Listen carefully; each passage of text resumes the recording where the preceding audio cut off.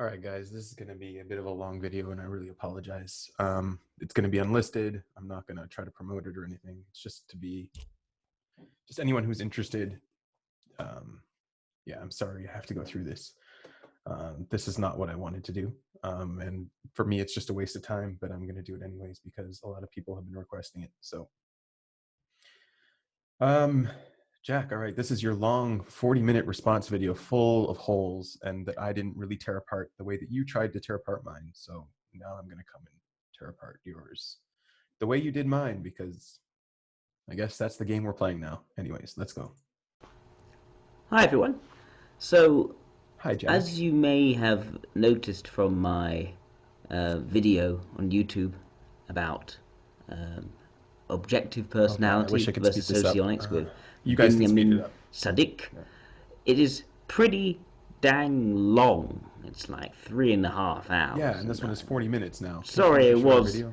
as long as that. I found the conversation quite interesting. I found Did it you? quite Yeah. exploratory, I found it really but boring because as a I was just result, goofing it about didn't OP. have a lot of focus, and it didn't really get as much to the point as I would have liked. Although at the same time, discovering a new theory I've was never seen you very get to a interesting point for other me. than Discovering sorry, I've never seen you get to a point other than you're smarter than the person in front of you.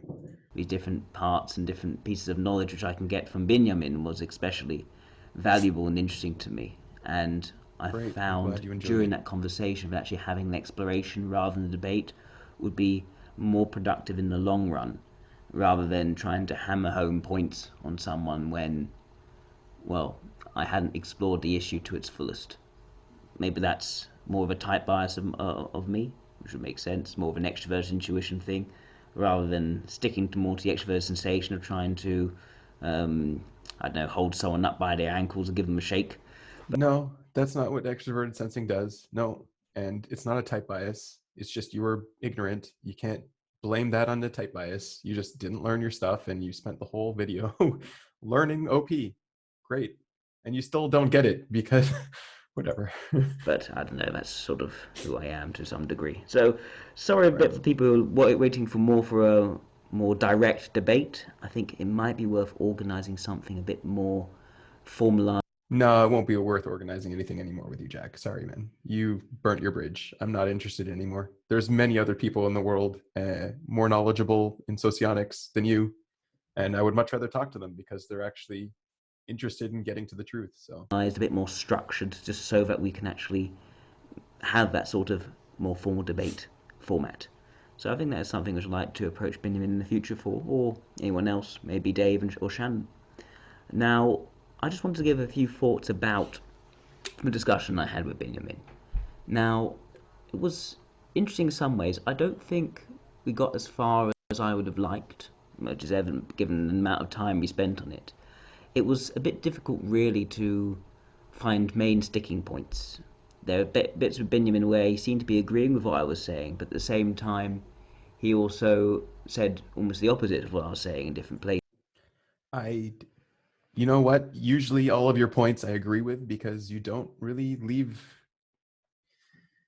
You don't really argue against my points. So you come out with some kind of really dumbed down idea, or if you've learned a really high idea, you've come out with it, and I have no disagreement with it. It's just there are other things in the world that I don't know.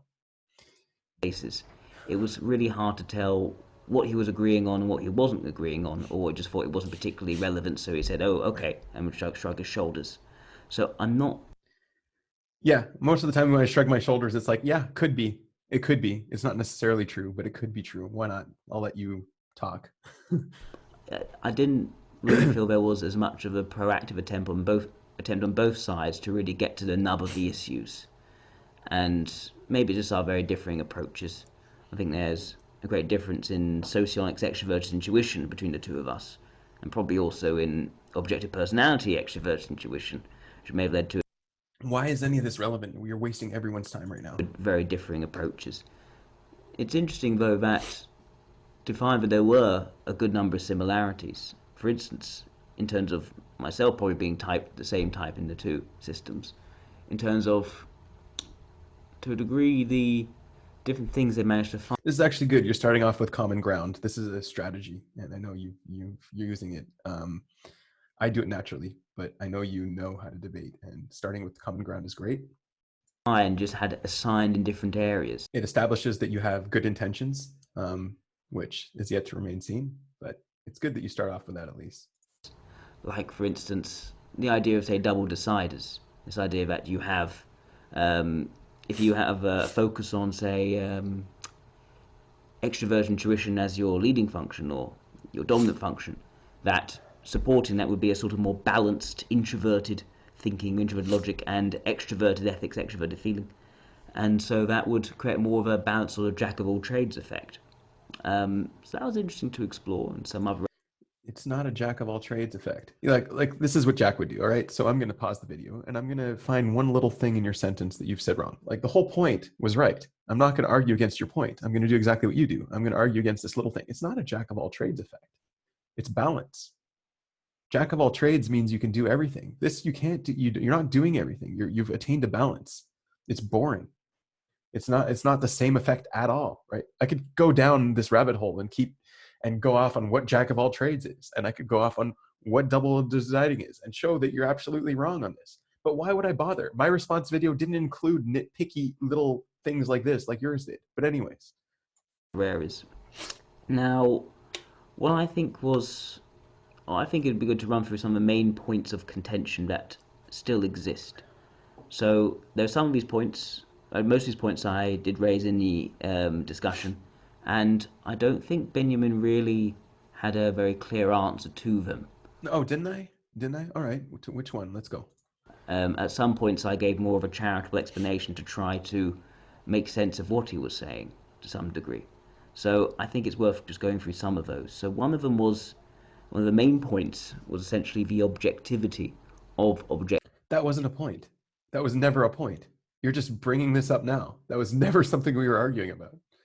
It's the way they call their system. If you want to start, okay, if you want to complain about how they call their system, and I can defend it all I want. Objectivity, there's no such thing as objectivity. Even in physics, there's no objective because you always have some kind of sensor.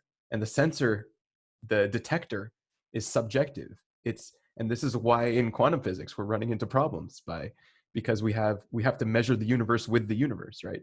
So there's no such thing as actual objectiveness outside of it, right?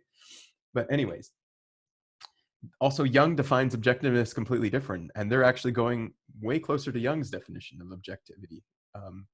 And maybe it's extroverted, it's objective, what's it called? Direction. They're trying to be more objective. You can never actually be objective, but that's what they're trying to get to, right? And then in the end, also, their whole argument is against the subjective nature of type tests, where you're taking the test yourself. I'm taking the test. That's subjective. So they're actually right. It's them typing somebody, not a subjective test, but someone from the outside looking in, and it's two people, right? So there is a more objective element than what you do, Jack, or what other testing things do at the moment. And it's just a name. If you want to attack names, you call yourself World Socionics Society, Jack. You want me to attack that? Like, really? You're not an expert in socionics. You're not the World Socionics Society. No matter how, I know you like to think of yourself that way, maybe. And you're probably going to argue against this and say, oh no, I never claimed that I'm the expert in socionics. It's just a YouTube channel. It was a joke or whatever. But it's misleading, right? It's the same argument you have with objective personality. It's misleading. They're claiming they're objective. They're not. Well, what are they actually claiming? They're not claiming that they're anything that they're not, Jack. They've never done that. You as World Socionics Society is much more misleading because, like, since our videos and even before, people always message me and say, Jack doesn't really know socionics. Jack doesn't really know type. Jack doesn't represent us. Yeah. A whole bunch of people from socionics groups and things just don't like you and don't think you represent them. And you call yourself World Socionics Society, right? So I could keep going. I could keep hammering down on this, and I could keep finding more and more points. But I'm not going to bother. Like, you're just opening yourself up if you're going to go off on this. But anyways, keep going. Keep talking, Jack. Objective personality is something which I find was also always a bit contentious. This idea that a personality theory was somehow more objective than other personality theories. And I would like to be clear that I'm not talking about the attempts at a more So again, they never claimed they were more objective than other personality theories, but that's what they're trying to be. Yeah.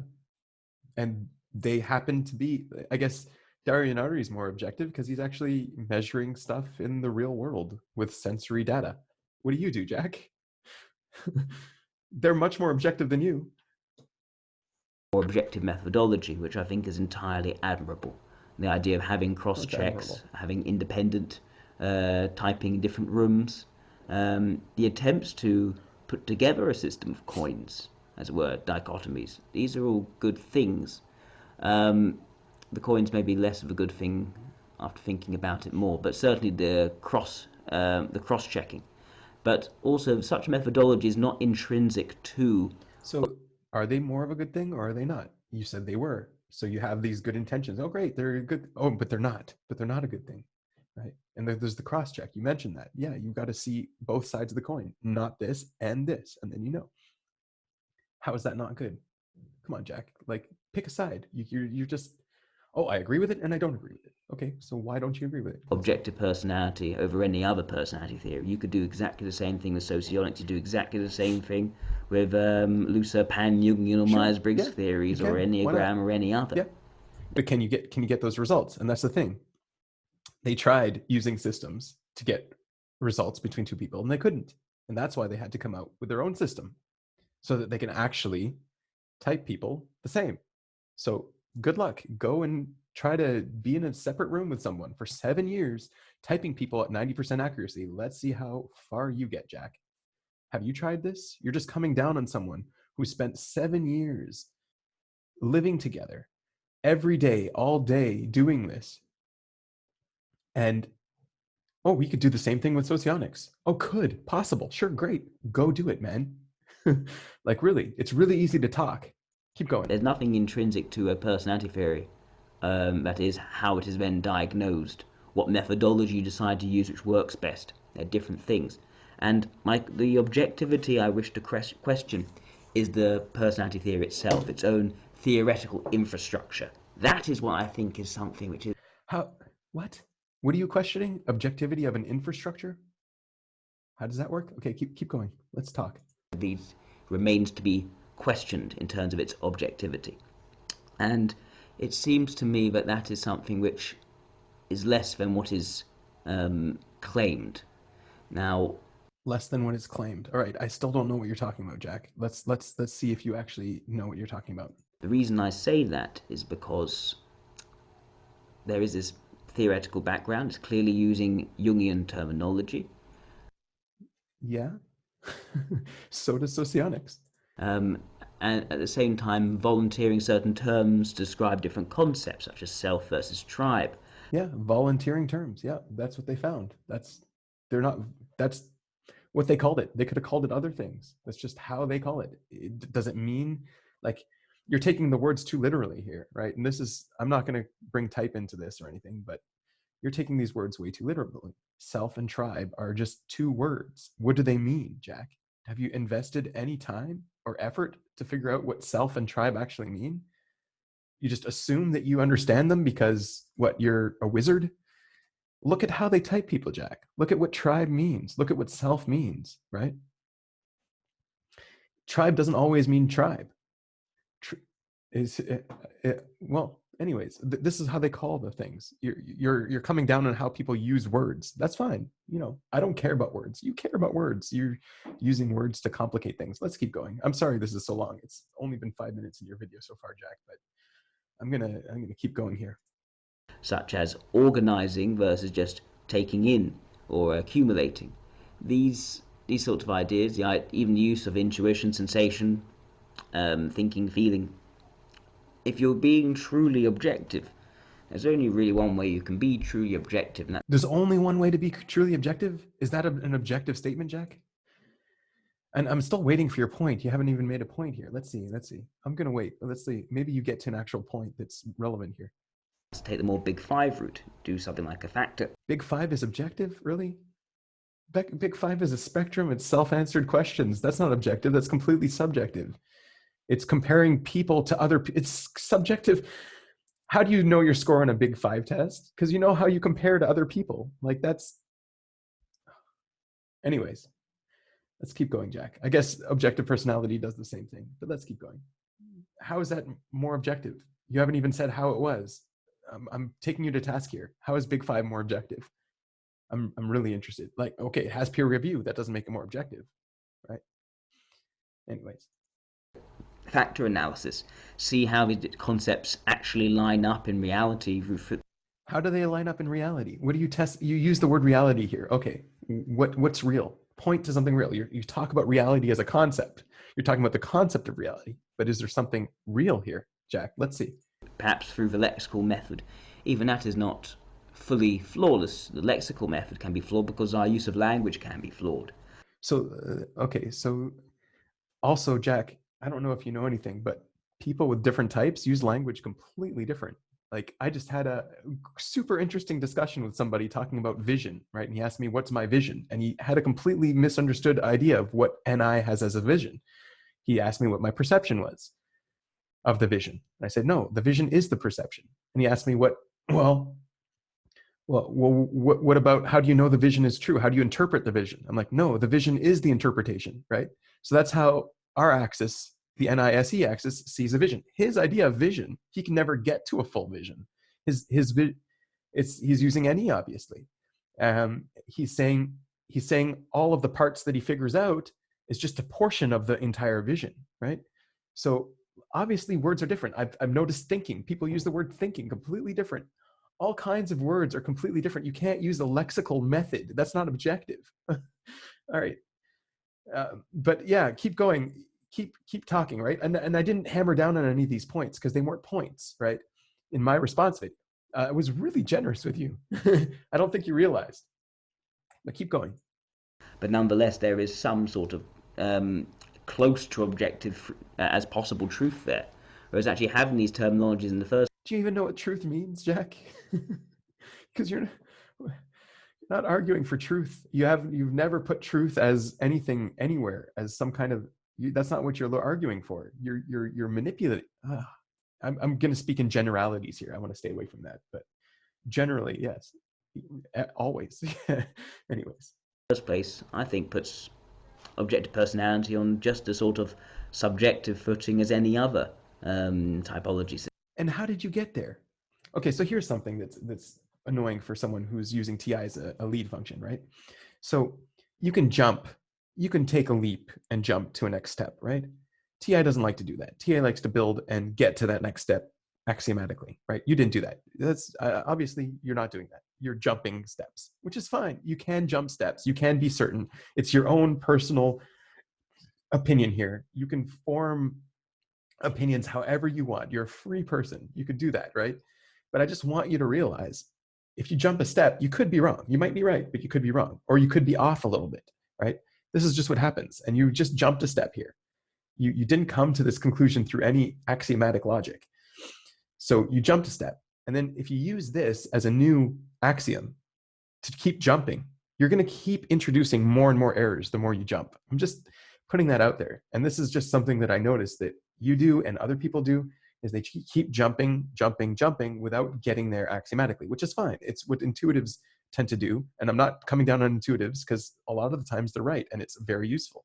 It's just, you can't use this new step as an argument, as a new axiom with 100% certainty. That's just, you can't. You gotta be more careful, all right, when you're with your axioms. But keep going. System. The only difference, I think, is that there is less of a route towards, or a link towards, commonly recognized types, commonly recognized tropes and themes, which I'd say Socionics has an advantage in that it is based very much in these collectively understood themes. Well, I mean, collectively understood themes, right?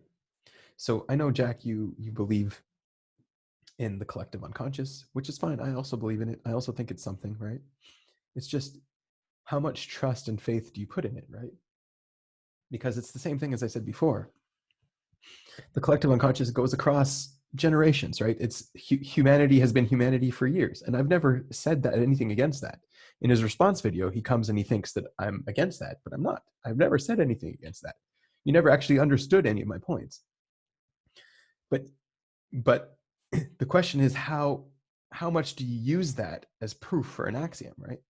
You can't use that. You can use that as an idea, as a tool, as a guiding vision, right? But if you ever actually want to prove anything, you've got to do it from the ground up. You can't just be like, oh, like look at his concepts. They're really cool concepts, and they're all true because they're concepts and they support each other. And okay, you can do that personally for an individual, but you can never actually prove anything that way. And that's just what you're going back and forth. You want things to be scientific, but at the same time, you do things completely non-scientific. And Socionics has an advantage that way. Well, OP doesn't have a disadvantage. OP also used those tropes and those ideas to get to their ideas.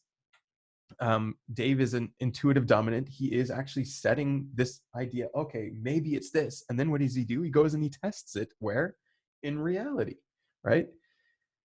Have you tested any of these ideas and tropes in reality? Right? And so this is the difference. You can't put all of your emphasis on this and use it as a proof or as an example. Dave never does that. Dave never uses these ideas as proofs. He uses reality as proof. And that's a very huge difference. And I love looking into the collective unconscious. I love reading a lot of stuff by Jordan Peterson, all of Jung's stuff on that. It's all great. But Jung didn't start here.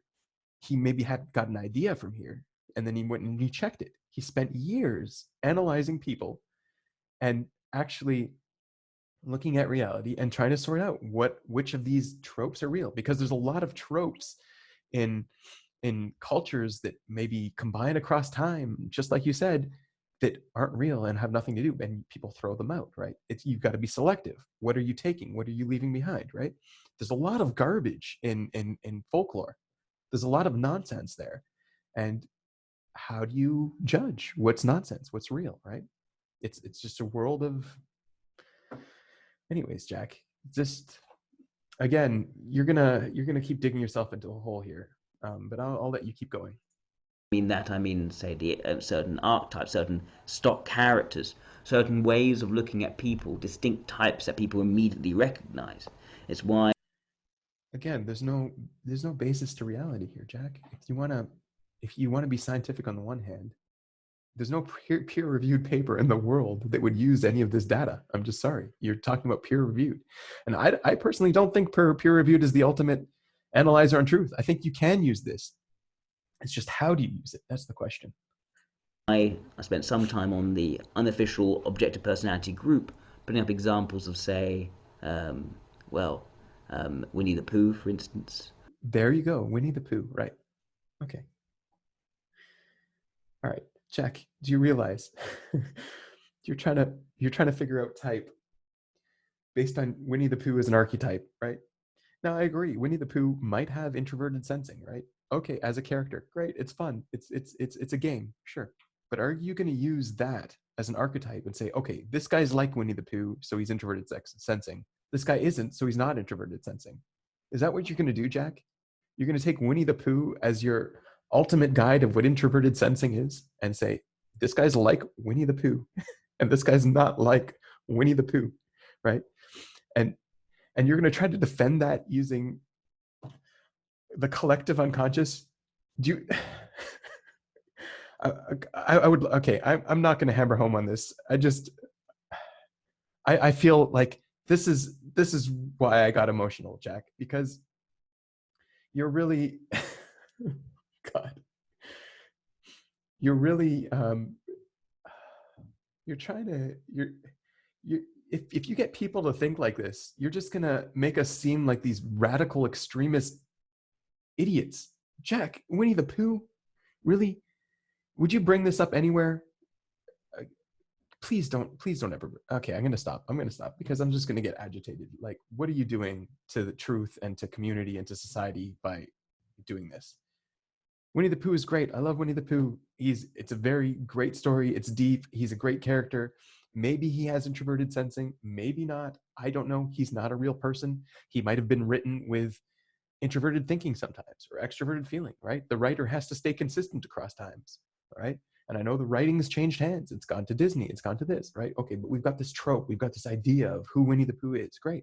Use that idea privately in your own head. don't promote using that idea to be like, oh, you're like Winnie the Pooh, therefore you're introverted sensing. You need to have that's and this is objective, Jack. This is objective. You need to have something else, some kind of standard, right? You can't. I've got a meter stick here, right? I've got a meter stick, so now I can go and measure things because this is my relative bar, right? And it's an objective meter stick. I can share it. I can give other people this meter stick, right? What if I said, oh, I've got a meter stick in my head. Oh yeah, that's a meter. That's not a meter. That's a meter. That's not a meter, right? Jack, that's what you're doing with Winnie the Pooh. You're like, oh, he's not like Winnie the Pooh, so he's not a like. All right, okay, I'm gonna keep going. I'm gonna just drop this. I'm letting this go. This is just so you know, this is the most agitating thing an introverted thinker can ever get. This sort of argument. All right. Or Sancho Panza, or if you were to look, say, Montgomery Burns, Homer Simpson, Homer the Simpson. Pantaloons.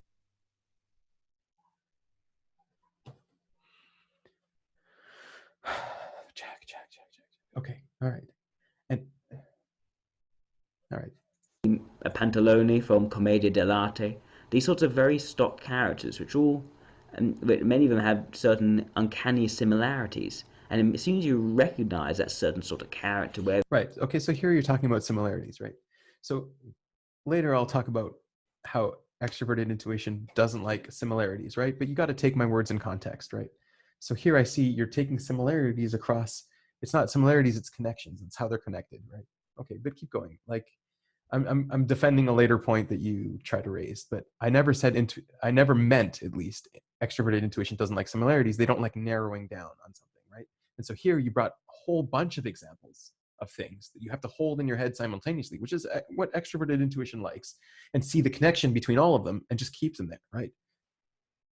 Introverted intuition won't do that, won't like all of that variance in things and find the connection between them. They'll want to find that connection and then bring it down to a single distilled idea, right? And that's really what I was saying later. But anyways, you know, you picked apart my words in your response video, and I'm gonna mention this again. it's a sort of plump, easygoing, likes to eat, likes to have fun, doesn't like to take things too seriously, that sort of person. That sort of person doesn't like this. Yeah, okay, that sort of person, the sort of person. Jack. Okay, I'm getting way too stuck on this section here. We're only 7 minutes in. We've got another 38 minutes in, 32 minutes. Now, do you see it immediately? You can recognize it. There's a truth to that because people readily recognize it, and people in creating fiction actually create fictional characters who are like this. They're so instantly recognizable. Or at the same time, the more sort of money-grubbing, more ambitious, perhaps more harsh, more pragmatic sort of figure. Again, that's something which we often see. We often clearly recognize these tropes. And that's something which Socionics has always had a very clear link to. You can clearly see these characters in real life, in both real life but also in fiction. And the fiction is itself a distilled version of the real life, of what we've encountered, what we've come to. Okay, so you use the word distilled here. It's a distilled version of real life. All right. The thing is, Jack, what I said again about jumping to conclusions and building off of something that's not based in reality is fine. You can do that. Just be careful. That's all. If you really want to be true and accurate, you got to base things off of reality. Like I said, and great, let's distill reality to these ideas of tropes and then use the tropes. And I mean, I think it's beautiful. It's great to find those connections. It's like what OP does. It's the same thing. OP does typing of people, and then they get people that look identical in the same doc, in the same exact type, and they all look the same, one after another. And the one people love to bring is the red beard ENFPs, right? Now, does that mean now that I go out into the world and I say, oh, there's a red beard, he must be an ENFP? No. OP never promotes this. They never say, use these tropes, use these shortcuts to type people. I mean, you could do that. That's up to you. That's your choice. But don't tell other people to think or behave in this radical and horrible way, Jack. Anyways. To recognize what we come to collectively accept is what Jung was talking about in the collective unconscious, the use of these archetypes. So Socionics although I would not say it's objective, and I wouldn't say objective personality is any more objective. I say Socionics has a certain edge here, in that it is taking its ideas from these sort of stock characters and archetypes. So, okay, all right. I just, again, World Socionics Society here. You are the expert on socionics. I don't know if other people who are into socionics would agree with you, Jack. I really don't.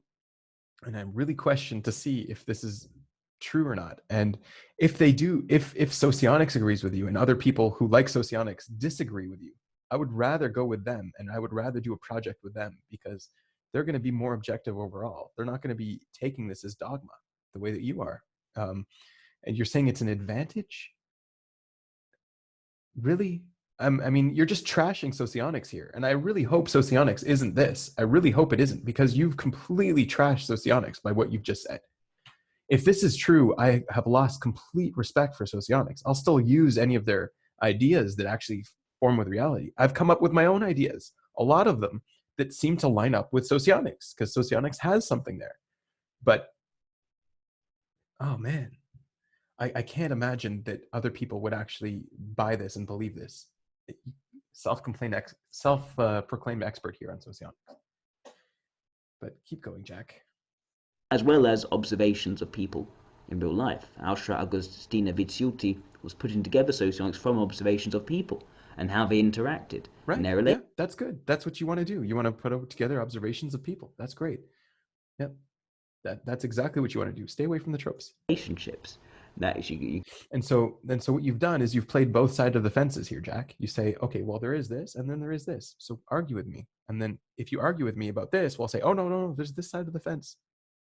Right? And it's great to be able to take that vision from the tropes and try to see how it plays out in real life. That's great. But don't use that as a way to type people, Jack.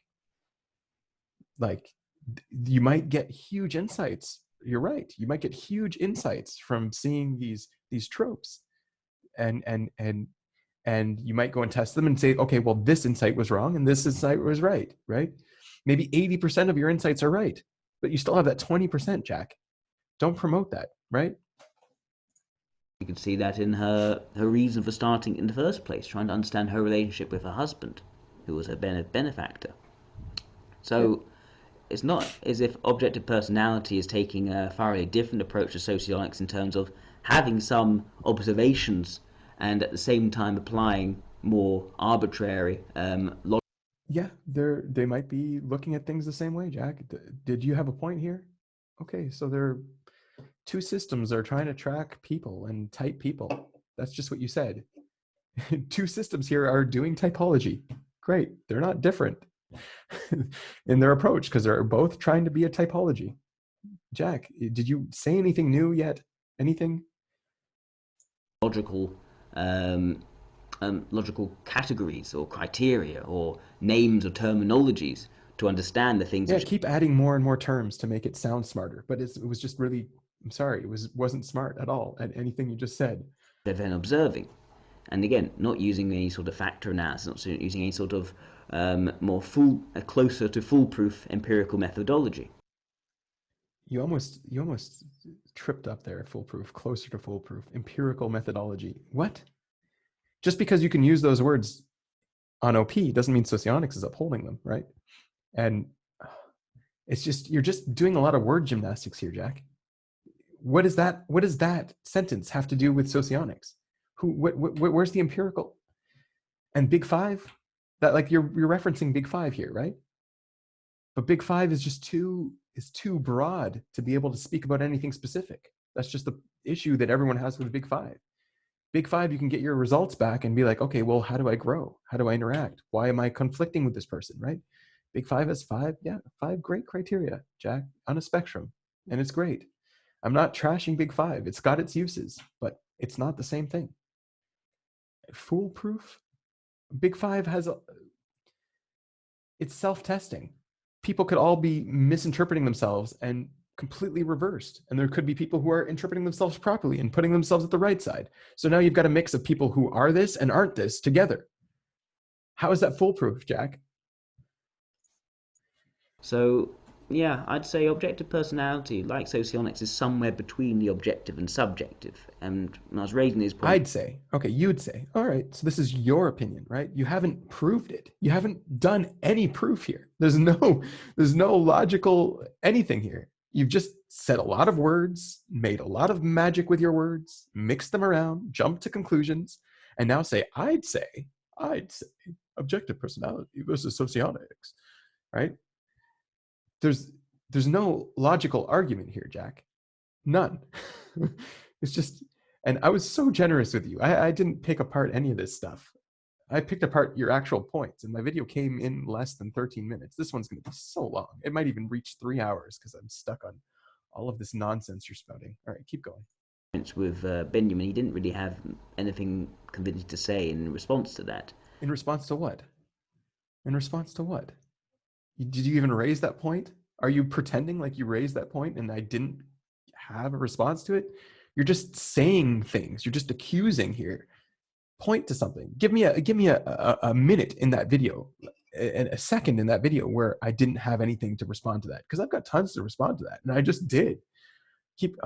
Whatever. It's just more gymnastics, more trying to prove that you're superior and you know everything, and let's keep this possibility open that you're the god of all, right? So if you want to actually have a debate about truth, like I'm sure I'm delusional. I'm sure I think more highly of myself than I actually am, right? That's just a part of being an IP, and it's something I'm trying to work on, Jack. But at least I'm aware of it, man. At least I'm not letting it bias my arguments. I think he sort of ended up shrugging at that. It was, yeah. And there's also one point which I raised was about if objective personality really is to be objective in how it understands these different. Again, you're stuck on the word, Jack. Like, you're stuck on the word objective. They're not claiming to be objective. Look at what they're actually claiming. You're stuck on this word. You're just stuck on it. There's no argument to be made there. Leave it alone. It's just a name. Jack, they could change their name to, what did you call rabbits in the other video? Fizzlesnicks or whatever they could change their name to that. It doesn't, look at the method. You're looking at what the thing is called, judging the book by its cover. You know that, right? You know that that's what you're doing. You're stuck on the name of the book, right? Open the book and look what the book is actually about. All right, keep going. Different types, how it observes them. It really ought to have some sort of ought. Now, be careful with that word ought. It should, right? Ought is should. It should, right? It's a very dangerous word to use this. Who is saying it should? Peer-reviewed journal. It should be peer-reviewed. Here, right there. Now, peer-reviewed is something that I agree with. If you ever want to get anywhere in the end, you have to do this peer-reviewed process. But they're not at that stage yet, Jack. Did Socionics do peer reviews? Jack, like, you're opening yourself up to the same criticism. Okay, Socionics is better because OP didn't do peer reviewed, right? That's your argument right here. That's the argument you made. But and you're manipulating it by saying, oh, they're claiming to be objective, but they're not peer reviewed. That's not the same thing, right? So you're making an argument against OP that Socionics isn't standing up to. Big Five does. It's peer reviewed, but it's useless. So what? But keep going, Jack. I'm like, this is actually a point I made in my response video. Article. It should have a clear methodology, and it should then run tests with statistics. It should.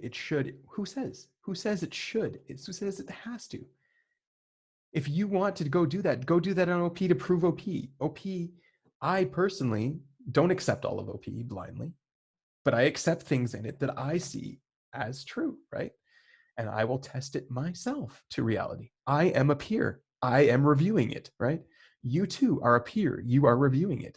Just because we didn't publish it in a journal doesn't make it less significant, right?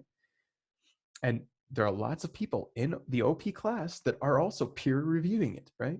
They're not stupid people. They're not blind people. They're not groupthink people, right? They're actually people who are reviewing OP in their lives and making changes and seeing how it's real, right? They all also disagree with parts of OP. Great. But just this end all, this idea that peer review makes something true. There are lots of truths in the world that were never peer reviewed, Jack. And if they were peer reviewed, it was always done after the fact, right? But yeah, just again, keep going on your peer review stuff, Jack. This isn't, also peer review doesn't make it science. It's just confirms it. It's just confirming it from another source, which is great. But anyway, I'm going to stop. I'm going to let you keep talking. And it should actually submit those experiments to some sort of journal where it can actually be peer reviewed. It should. And it should. Why? Who says, again, the word should? It should. It should. This was dismissed rather quickly by Benjamin. And was it? Had also been dismissed by other people on the unofficial. Oh, where was it? Unofficial. If it was dismissed so quickly, maybe you're wrong about something, Jack. Or maybe we're all groupthink. Maybe we don't have our own minds and we're just slaves to the OP masters and gods of Dave and Shan, and we're dismissing the idea of peer review. Come on, man. But okay. Objective personality group. It seems to be a certain hostility to the ideas of peer review. Now, no, there's no hostility, Jack. There's no hostility. We're all for peer review. If you want to go do peer review, go do it. I got no issue with it. So here's the thing. If you have this truth that you know is absolutely true, right? You have no issue with it being scrutinized. You have no fear of it being scrutinized or even peer reviewed. The opposite. If you want to get to truth and peer review this stuff and find out where it's wrong and where it's right, go do it. I'm happy and I would love to see those results, but it doesn't mean it's wrong. And again, where is the Socionics peer review? Ought to. Well, Socionics ought to also peer review its stuff. Has it produced any papers? Right? But keep going, Jack. I take the point that peer review in and of itself is not a cure-all for. Right. Okay. So then you made all of these arguments and now you're backtracking and you're playing the other side of the fence so that no one can pick you on one side. I can't take you apart on this side of the fence because now you're playing the other side of the fence too. You're fair. You're playing both sides, right? You're going to criticize on this side, and on the other side, you're going to be lenient. But let's see what you do here. Keep going. For fallacies and objective methodologies, but it is something which is a pretty important first step. And no, first step. Okay, and another assumption you made. It's a first step. It's not a first step, Jack. Honestly, it's not a first step. It's a goal. Like a peer review paper is the finality in any. If you claim to have done a degree, I've done internships in universities too, where I've produced peer review papers. It's the paper is the end goal. It's what you end up with. It's not a first step. It's just not. Without these sorts of peer review journal articles, the only reason why you would say that objective personality is more objective than any other personality system is because you're putting your trust in the abilities of Dave and Shannon. No, that's not why you're putting your trust. But anyways, okay, it's objective because we're putting our trust. Where did you jump to that? Why did you create that axiom? Why did you create that logical structure there, Jack? Let's see, where's the payoff? What are you going to try to hit home after you've created this? The only reason is this. That's the only reason. Only. Like, solid claim here, Jack. Very strong claim. It's the only reason. I could think of plenty of other reasons. I'm sure you could too, right? But let's keep going and see why you set up, okay, this means this. Now let's cut it down. And you're right. You end up being right because of the axioms you've set up, right? But let's keep going. They have superpowers and Shannon to conduct these experiments with some sort of uncanny accuracy more than anyone else, more than any other practitioner. No, not more. Dave and Shan, if you know anything, Dave and Shan have always said, please, by all means, go out and do the same experiments. We're all for it. We're just not going to require other people to catch up to us before we move forward. We're just going to keep moving forward. If you want to catch up, by all means, right? If you want to believe us, by all means. And I myself have been looking at this and testing it, and lots of other people have been looking at it and testing it, and we're all seeing the same things they are. Not 100%, but mostly. And all right, Jack, keep going. And any other kind of typology theory, which is a very large ask. Now, I'm not saying it's impossible, but it's also something which, rightfully, in my opinion, attracts a great deal of skepticism and a great deal of Yeah, question. it does. It does attract skepticism. That I will have to agree with. It does, and I'm very skeptical of it as well. Um, and I would be very offended if anyone said that I wasn't skeptical of it, right? And I'm sure other people would also be very offended if you said that to them. So just be careful by saying that we're all tribe think here, group think. Questioning. And what do you do for such questioning? You can say you have some sort of process, but we're not talking about the process.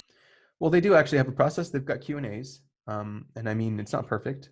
We've got forums. We speak again with each other. We argue about each other. If Dave and Shan are wrong about something, we'll catch them. It's just the way it works. So, For typing, we're talking about the very concepts themselves. What causes concepts to be put together? And if you were to ask David Shannon, okay, what did you do to actually put together these concepts and find I did ask them actually, and they told me. And I said it in my response video. They were just getting people wrong. They weren't able to type people the same. And that's why they had to add coins. That's why they had to figure out, well, why are we getting people wrong? And every step of the way, they kept adding something just because they couldn't get to the same type. They were getting close, but they saw that there was some kind of precision that was missing there. They needed an extra degree of precision to be able to get to the same type. And that's just the way reality works as well. Like I see it in my lab all the time. If you have imprecise instruments, you're going to get measurements wrong, and you're not going to get agreed upon measurements every time. It's only when you get the more precise instrumentation that you're able to get to the same exact number all the time. But okay, I understand that you might misunderstand this because you're more in a philosophy and a psychology background. You're not really in a real science background. No disrespect to psychology, but it's not real science. Sorry to say, it's statistical analysis. them showing up objectively in some sort of reality? Wouldn't have anything really to show for it. They wouldn't have the data collected there in front of you. They wouldn't have the studies. You wouldn't have anything peer reviewed to show that it's actually working. So that is where I think that objective personality isn't really as objective as it's suggesting it is. Again, your conclusion comes right back down to the word. Your whole argument, 12 minutes into the video, and probably much longer now because you've made me had to stop you. It's your fault. You control my hand. My hand is stopping you because you're stuck on a word, Jack. You're stuck on the title of the book. You can't read the book because you're stuck on the title. It's sad. It is misrepresentative. It is getting the point about its objectivity, where that is true, is when it's trying to be more objective in its methodology for then trying to work out a type using these cross checks, which I think is, as I've always said, is perfectly admirable and something which other typology theories, if they have the resources, should also do. Socionics also has had people who try to do this, but it's difficult to always generalize the diagnostic methodology for socionics because rather than being just two people. Oh, wait, you're setting some little insight here on the difficulty of socionics. Now, I'm not going to take your word for it because you're not the World Socionics Society. You're not the ultimate authority on socionics. I would rather hear someone who knows more about socionics than you talk about this. But if what you're saying is correct, it's a huge flaw in socionics, which you just pointed out here. But keep going. People who are in a committed relationship, it's many tens of different schools that are trying to do this together, in different ways, different shapes, different forms. What schools? Tens of hundreds of schools? What are you talking about? Different shapes, different forms? You're just giving general ideas and information to sort of support some argument. Where are the details here, Jack? Where's the sensory details? Where's the specifics? I'm not saying you're wrong. I'm just saying it's easy to make all claims. How are we to trust that what you're saying is accurate? Forms, some in Moscow, some in Kiev, some in the West, like for instance World Socionics Society, and like for instance World Socionics Society. All right, just plug yourself in there. No, I don't doubt it. Maybe it's possible. It's possible that they're doing that. I don't know. I need to have to go look it up and see if you're right on this, right? I got to check your sensory data here. You might be right. Well, keep going. That is going to be something which is, so you can't really generalize. You can't treat socionics as a monolith, whereas you could treat objective personality as a monolith. So you're gonna analyze these two things on different criteria now, and you're talking about a monolith. A monolith, you know what a monolith is, right? A monolith is just a rock, right? You know that. What do you mean by the word monolith here, right? You have a specific meaning here in mind. You mean monolith. Well, what do you mean? What do you mean, Jack? You're using words here to trip people up. Now, so that's my point about objectivity. Um, And you don't go on. You just leave it at that. You don't even say what you mean by monolith. I'm sure you might have had a point there. It's possible. But how is anyone to know? How is anyone to take you on your word that you had an actual point there? You're just using word gymnastics here from my perspective. That's what all I'm seeing. But keep going, Jack. Keep going. Another point I'd like to make is looking at some of the particular. Okay. Sorry to stop you again, Jack. I'm really annoying here to anyone who's watching. I know that, but I didn't see an entire point to what you just made. There was no point there. There was no point. None. The whole thing was all about being stuck on the word. That's it. But anyways, another point. Let's see what a point is for you, Jack. Maybe you have a different idea of what point is than I do. Particular um, terminologies that have been decided upon and have been used, particularly one of the most fundamental ones. So the idea of objective personality when you're diagnosing is that you're using these coins. And these coins usually occur in a certain order. You have to determine if someone is a. No, Jack. And I've told you this before, and I've told it to you after. Coins don't occur in order. You can do the coins in any order you want. They're coins. You can skip ahead and go back. But anyways, double decider, which means also a single observer, or else a double observer, thereby a single decider. yeah, exactly, coins. The idea being that a double decider is someone who has a perceiving function first, and then second and third in the four function stack, you'd have two judging functions, and then the last one down at the bottom would be another. So like this is an example. Something's really obvious, really simple, and you have full grasp of it. Great. You're just going into details, over details to show that, okay, I have this concept. I know what it means. Now I have the authority to go against it. But okay. The perceiving function would be sort of ignored or just not used nearly as much, pushed towards one side. So, and or vice versa, a single decider would have two perceiving functions in the middle, one judging function at the top, one far smaller judging function at the bottom. So, and then once you've decided that, next coin is basically looking at, okay, which one's which? Is it extroverted judging? Is it introverted judging if someone's a judger, if they are definitely a single decider, thereby a double observer? You need to find out what sort of functions at the top is extroverted or introverted. And they work that out by saying, is that thing tribe or is it self? There we go. Now you're getting to a point. Is it tribe or is it self? Now again, Jack, you got to realize you don't understand objective personality to the degree that you think you do. Is it tribe or is it self, right? Well, what is tribe? What is self? Do you even know? Let's see your explanation of what tribe and self is. You've done a great explanation of observers versus deciders. What's tribe and self? Let's see you explain what you understand it to be and see if you're right or wrong about your understanding of tribe and self. Is it some sort of judgment, some sort of decision made towards the tribe or towards the self? This is where I get a bit lost in terms of how this makes sense. Get lost, do you? So I gotta pause it. I gotta go to the washroom. I'm gonna pause it right quick. Okay, I'm back. I went to the washroom. For that to work, for you to work out, even before you've worked out whether it's extroverted feeling or extroverted thinking, you had to have worked out if it is tribe or self. So in other words, there is something which both extroverted thinking and extroverted feeling. Actually, that's not true. Oftentimes, Dave and Shen are able to identify extroverted feeling or extroverted thinking based on its own rights, right? They might not even see the tribe or self coin. They might just see this is extroverted thinking, right? They'll eventually get there. They'll eventually see it. It's always there, right? All right, keep going. Feeling have in common, and that thing in common must be something to do with a tribe. Now, that's confusing because. Okay, so here we get down to what's in common, right? It's confusing. Things that are in common are confusing to Jack. So I made a point which was taken out of context, but this is the context for the point I made. If you think about it, When you talk about a tribe, you're talking about a collection of people. You're talking about the group. You're talking about the group mentality, how people are, what people are sharing together in some sort of community. Now, if you know much about Jungian psychology, it becomes very clear that that's something which would most likely apply to extroverted feeling across most Jungian typology.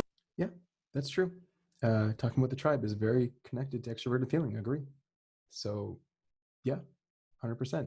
How is it not related to extroverted thinking? Well, let's see. By the way, I've been working on definitions, and one of the definitions I've had for extroverted thinking, and this is not from me, this is from people who were typed by objective personality, have told me that it has nothing to do with tribe, right? So what they're calling tribe must not be according to your understanding of what tribe is. Because one of the definitions that I've came out with, and this is from someone called Alan Monaco, and you mentioned her as well, Monica, both of them looked at the definitions that I was giving out, and they helped me refine it. And they both are using masculine extroverted thinking, and they don't relate it to tribe. Yet Dave and Shan are still able to see the tribe element in it. So what are they seeing, Jack? Before you disagree with something, you should understand it first. You're throwing out the baby with the bathwater here just because you've got a bad understanding of what's baby and what's bathwater. Socionics, Myers-Briggs, certainly, and of course in objective personality.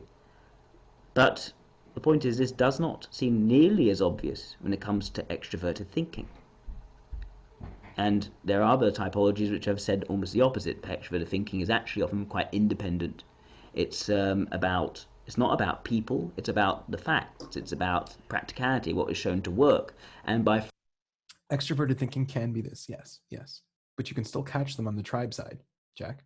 You can. It's just the way it is. They might not feel responsible for the tribe. They might not be accountable to the tribe, but you're still going to see the tribe above self. You're still going to see it. I could be wrong. I'm not saying I'm 100% right, but from what I've seen, people with masculine extroverted thinking, what you're describing from OP has how they've typed them. Those people are describing extroverted thinking exactly how you're describing it. But David Chan still saw tribe above self. So tell me, what is David Chan seeing there? Right? following what is shown to work through observation of how things work in reality, you can often go against public opinion. So there's a disconnect there. And I'm there thinking, okay, you need to make a really strong argument for why extroverted thinking should be just as much tribe as extroverted feeling. And that's quite difficult. And I asked Benjamin about this. He didn't have a very clear. So you didn't actually ask me. I had a great answer. And anyways, I was talking also to Taylor from Flow State, and he was saying how extroverted sensing has a tribe element to it as well, right? It protects itself against delusions. That's what he said. That's what he says extroverted sensing does. It's accountable to the non-delusional ideas. That's just what it is. And in order to do that, you have to sometimes talk to other people and make sure you're all seeing and observing the same things, right? So there is maybe a tribe element to extroverted sensing too. I don't know. Maybe. Answer to this. I asked other people about this, also didn't have a very strong answer. No Benjamin strong said, answer. oh, well, extroverted thinkers, if you really talk to them, they want to do whatever works the best, and what works the best is what works the best for society. Now, no, I don't think I said it in exactly those words, but yeah. that is a big leap. That's a jump. Why does working the best have to be what works the best for a particular tribe or society? Jumping. What has the group? Why do you have to identify with a group to be the ideal user of extroverted? You don't have to identify with a group. Even extroverted feeling doesn't have to identify with a group. Ask any extroverted feeling. They don't have to identify with a group to be able to use extroverted feeling on the group. Extroverted thinking. If extroverted thinking is, and most people say extroverted thinking has something to do with sort of seeing how things work, taking the facts, seeing how things actually play out in reality, rather than relying on more conceptual schemes. Okay. So you've got a different understanding of what extroverted thinking is. For me, when you're talking about reality, yeah, extroverted thinking has some degree to do with reality. That's more extroverted sensing. But yeah, what's practical, whatever practically works in reality. Yeah, that Sure, I'll get on board with that. And OP has always said the same thing.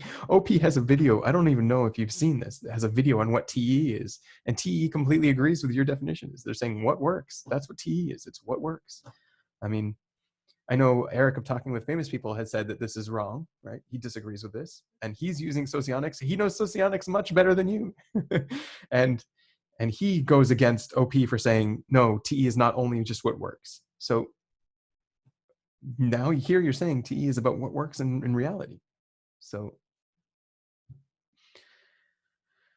Jack, you just don't know your stuff. You're arguing against your ideas of what objective personality is. You're not arguing against what it actually is. You're just arguing against what you think it is. And of course, you're going to come off right because you're saying objective personality is this thing that's wrong and it has all these ideas. And you're the one saying it. Objective personality never said it. And, you can inflate your ego by being more and more right all you want, but you're just arguing against yourself here. Schema and frameworks, just seeing how the processes actually work in reality, which is what Jung was talking about, was contrasting Is that what Jung was talking about? Have you read Jung? Jung was speaking about many other things there in Extroverted Thinking. First chapter, very long. I think you should go back and read it. As an extroverted thinking type to Nietzsche, who's more of an introverted thinking type. If you're taking those Jungian concepts, nothing about that necessitates being oriented towards the tribe. And again, you're cherry picking Jung here because Socionics goes against Jung, and you're throwing out Jung in every opportunity you can. Even during our discussion, you threw out Jung. You said Jung is not the ultimate authority. And now you're bringing in Jung as an ultimate authority. It's going against Jung. Socionics goes out against Jung so often. But keep going, Jack. Not unless you define the tribe completely differently to how you define the tribe of extroverted feeling. If the tribe is not a tribe of people, but a tribe of factual processes, then yeah, I guess that makes sense. But then why call it the tribe? When you think of a tribe, you're thinking of a people. Again, you're against the word here, Jack. You're just not understanding what the word means. There's a much greater and larger and deeper understanding of the word tribe than you're ready to accept or admit. But it's, again, the book and not its contents. But judging a book by its cover. Whenever you say the word tribe to people, they think of people. It becomes strange. So, again, the intuition here is extroverted. You can see it right there. Whenever you say the word tribe to people, they think of people. Yeah, sure. Why not? They think of people. Great. Does that mean that's what they mean? They do mean that, by the way. But does that mean that's what they mean? You're jumping again to a conclusion here, Jack. Incongruous. It sticks out and it's unusual and counterintuitive. And how you would then be expected to then rely on this when actually doing typing is very bizarre. So this is like the second coin you'd be looking at. It's bizarre. Yeah. Right? So in your typing process, assuming it's not the second coin either. No, there's no order to the coins. And even if you did see the order to the coins, it's whatever. Come across someone who's an observer, a single observer rather than a single decider rather than a single observer. So it's the second coin, right? Your second step. And you now have a coin which very clearly applies to one possibility, but doesn't really apply very well to the other one. It's only really half on one, and it's half very much on one and slanted towards that direction, the feeling direction, and very much slanted away from the thinking direction in terms of how well it actually applies. The only way you could try to make it apply is make some sort of very forced, very stilted argument, which requires some leaps of logic. I'm just saying right now, Jack, I could find a couple of extroverted thinking people who you would identify as extroverted thinking, who OP has identified as extroverted thinking, and you won't see any tribe element to them. But OP, Dave and Shen, will have seen that tribe element, what they're talking about. It's not that simple. Objective personality is not simple. If you want to try to figure out what tribe means, go at it, have at it. It's not that simple, man. It's not that simple to identify that they're this over this. There's a few ways they can catch you, a few little tricks and methodologies and nuances. It's not easy. It's something that I often fail at as well. And having been in the system for such a long time, I often fail at seeing this tribe element, especially with extroverted thinking. But it is there. That's a big flaw. It's supposedly an objective personality theory, right? With a methodology using these coins, and your second coin is a bit faulty. It's a bit hit and miss. How can you rely on that for typing people? Now, of course, How can you rely on that for typing people? Jack, you rely on Winnie the Pooh to type people. I'm going to rely on Winnie the Pooh, but not these coins, these things that people are actually seeing in reality. we know that Dave and Shannon have a 90% uh, um, inter assessor reliability. It's pretty good, very impressive. But It's impressive, especially since you see it's on 512, Jack. It's not just on 16 types, it's on 512 types. If they have one little thing off, it doesn't mean the whole person's type is off. Some coins are, yes, more heavily weighted than others. And if they're off on those coins, then yes. But just a little nuance, masculine versus feminine, great. You didn't get the person's types wrong. Or consume versus play first. You didn't really, well, you can't really do that. You know where they are. But I mean, second, consume versus play second for, or consume versus blast second or whatever. That's something that's more accurate. So, so yeah, Jack, it's pretty impressive out of 512 to get 90%. Just saying, they do get things wrong. I'm not saying they're perfect, but I mean, it's better than your typings in Socionics, which are frankly questionable. we've seen it happen before. Podler had that. Cognitive, so cognitive typology also has a similar level of reliability, because at the end of the day, having Interreliability. inter-tester reliability is not the same as actually having structures and terminologies which represent the salient characteristics of personality type. It's not the same, but they have those two. All that tells you is that they are seeing something. They're seeing something. That could be anything. They can see. You could Yeah. see. You can see small twitches in one's face. You can see warm wizard hands. Yes, fine. You can see the warm wizard hands, as we saw in Podler. That doesn't mean it has any necessary or salient connection to personality. You're right. And objective personality doesn't see warm wizard hands. I've never seen a single video where they've talked about warm wizard hands and you're this type because of warm wizard hands. Quite the opposite, actually. They often take out these anecdotes and they say, okay, this is just an anecdote, but we often see that this happens with this type of person. And they'll say it's an anecdote, don't use this to type. They'll say this really often. So if they saw these warm wizard hands, they would be like, okay, well, we're seeing the warm wizard hands. We're not going to say it's this type, but usually this type has the warm wizard hands. Let's keep going with our coins and our typing process, right? So no warm wizard hands, Jax. Nothing like that. All of those anecdotal things are usually thrown in the trash bin and observed after the fact, and not used to type because they've noticed as well that there are exceptions where these warm wizard hands might be in a completely different type. It could be completely meaningless, it could be completely arbitrary, but you've seen it and you see it reliably. So seeing something reliably does not make something an important and salient personality Great, Jack. Great point. Thank you. characteristic that's useful for actually determining some sort of Jungian type. So yeah, it leads a lot of questions, a lot of areas to worry about when you're thinking about this use of tribe. Um, and a faulty coin, especially right at the beginning, if you're using a system of coins, shows one the flaw in the process, but also the flaw in having coins. If you're going to have coins, Oh, Jack. All right, I just you're gonna go off here on some tangent, a flaw of having coins, but that's not that's not a flaw, Jack. That's what you gotta do if you want to type people accurately. You need to see if you say someone is something, you need to say that they're not the opposite, right?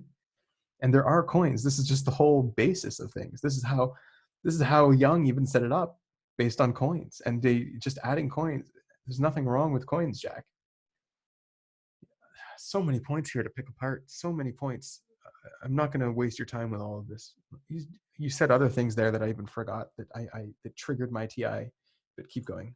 you need to have the most reliable, foolproof methodologies right at the front. There can't be. Oh right. So at the front or at the back, Jack. The coins don't matter the order. There's no.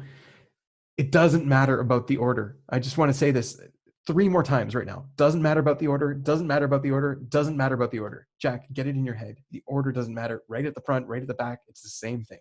You get to the same type. Coins are coins. It's either this or that. This doesn't matter if it's first or second. No influence on the type. You can check that coin at the end and you'll get the same type. There's no order. Does not matter, Jack. It does not matter. Please understand something before you argue against it. Please. You're making yourself look ridiculous. Any room, there can't be any way it can be questioned. If you can question it, then it's not a good coin to have at the front. In socionics, we don't use these sorts of coins. We actually do have some sorts of coins, depending which school. Wait. Depending on which school, we do have coins. But you just said coins are bad. It's flawed. It's not good to use coins. And now you're saying in socionics we do have coins. But make up your mind. You're sitting on both sides of the fence again, Jack. You can't keep doing that. That's not how you can. You can't do that. You're just going to come off right no matter what. And someone who's not skilled at seeing the way you argue is going to think you're right because you're playing both sides of the fence. You're going here when it's convenient and then here when it's convenient. And so that way you're always going to be right because you're always going to play both sides of the fence. Jack, that's just not good. Take a side, pick a side, and then stick to it.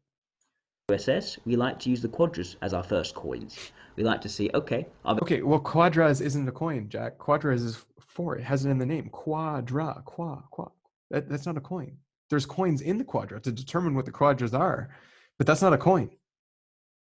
But yeah, I'm picking apart on the word coin. I'm sorry. I'm going to leave the word alone. You can use the word however you want. There's 4 quadras. We all know that. You know that. I'm not saying you don't know that. As opposed to when you're arguing against me, like I could have gone off on this and just proven you wrong and said, made you look stupid about quadras being coined. This is what you did to me in your response video. You went off on something that obviously I understand. Obviously, you know what quadras are. I'm not saying you don't know. 100% you know, but I could have pretended right now like you don't know what quadras are, that you're dumb enough, and that you're calling them coins and you think quadras are 2 things, right? And you're probably going to be more specific in the next few words to talk about what quadras are. Are they world accepting versus world rejecting? Are they integrity seeking versus clarity seeking? We find that pretty reliable after a while, after seeing what they're saying about their values. So there you go, 2 coins there, right? And you know that. I'm not saying you don't. The reason why we use that rather than these more, what I say, temperament-oriented coins, EJs, EPs, IJ. By the way, objective personality will use those coins as well. Just saying.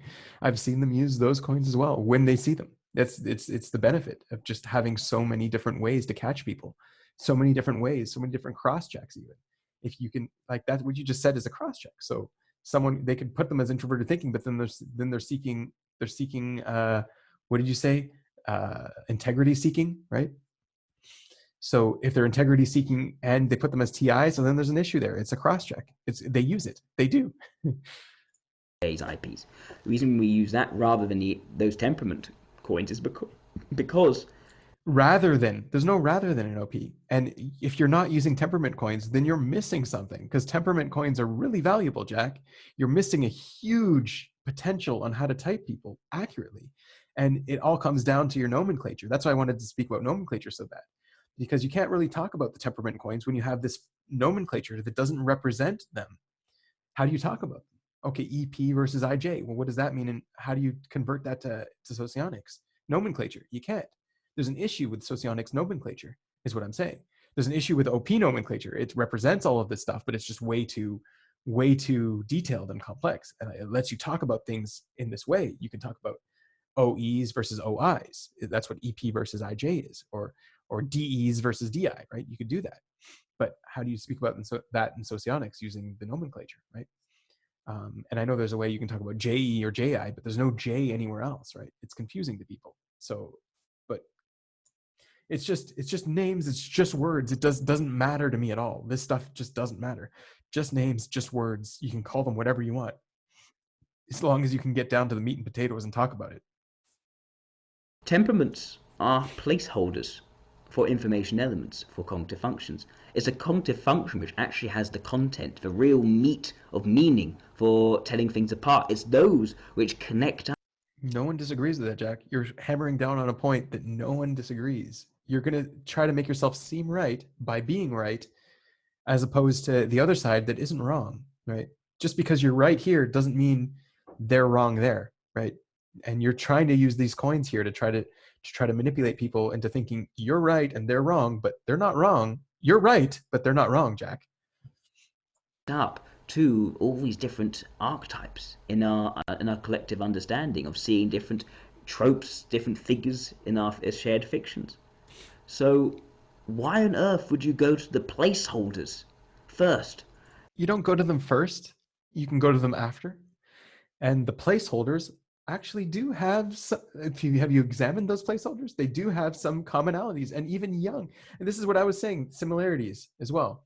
There's similarities in those placeholders, and Young also went into that. He has, if you're talking bringing Young in, then you have to also consider him. Like, you can't use him as a proof and then just dismiss him when he goes against you. So Young also, at the end of the TE, the first chapter TE and then FE, he's got something about JE in general, TE and FE together as the placeholder, right? So as this temperament, right? He's got a whole section on that. On after every single one, he's got the section. So you're on thin ground here.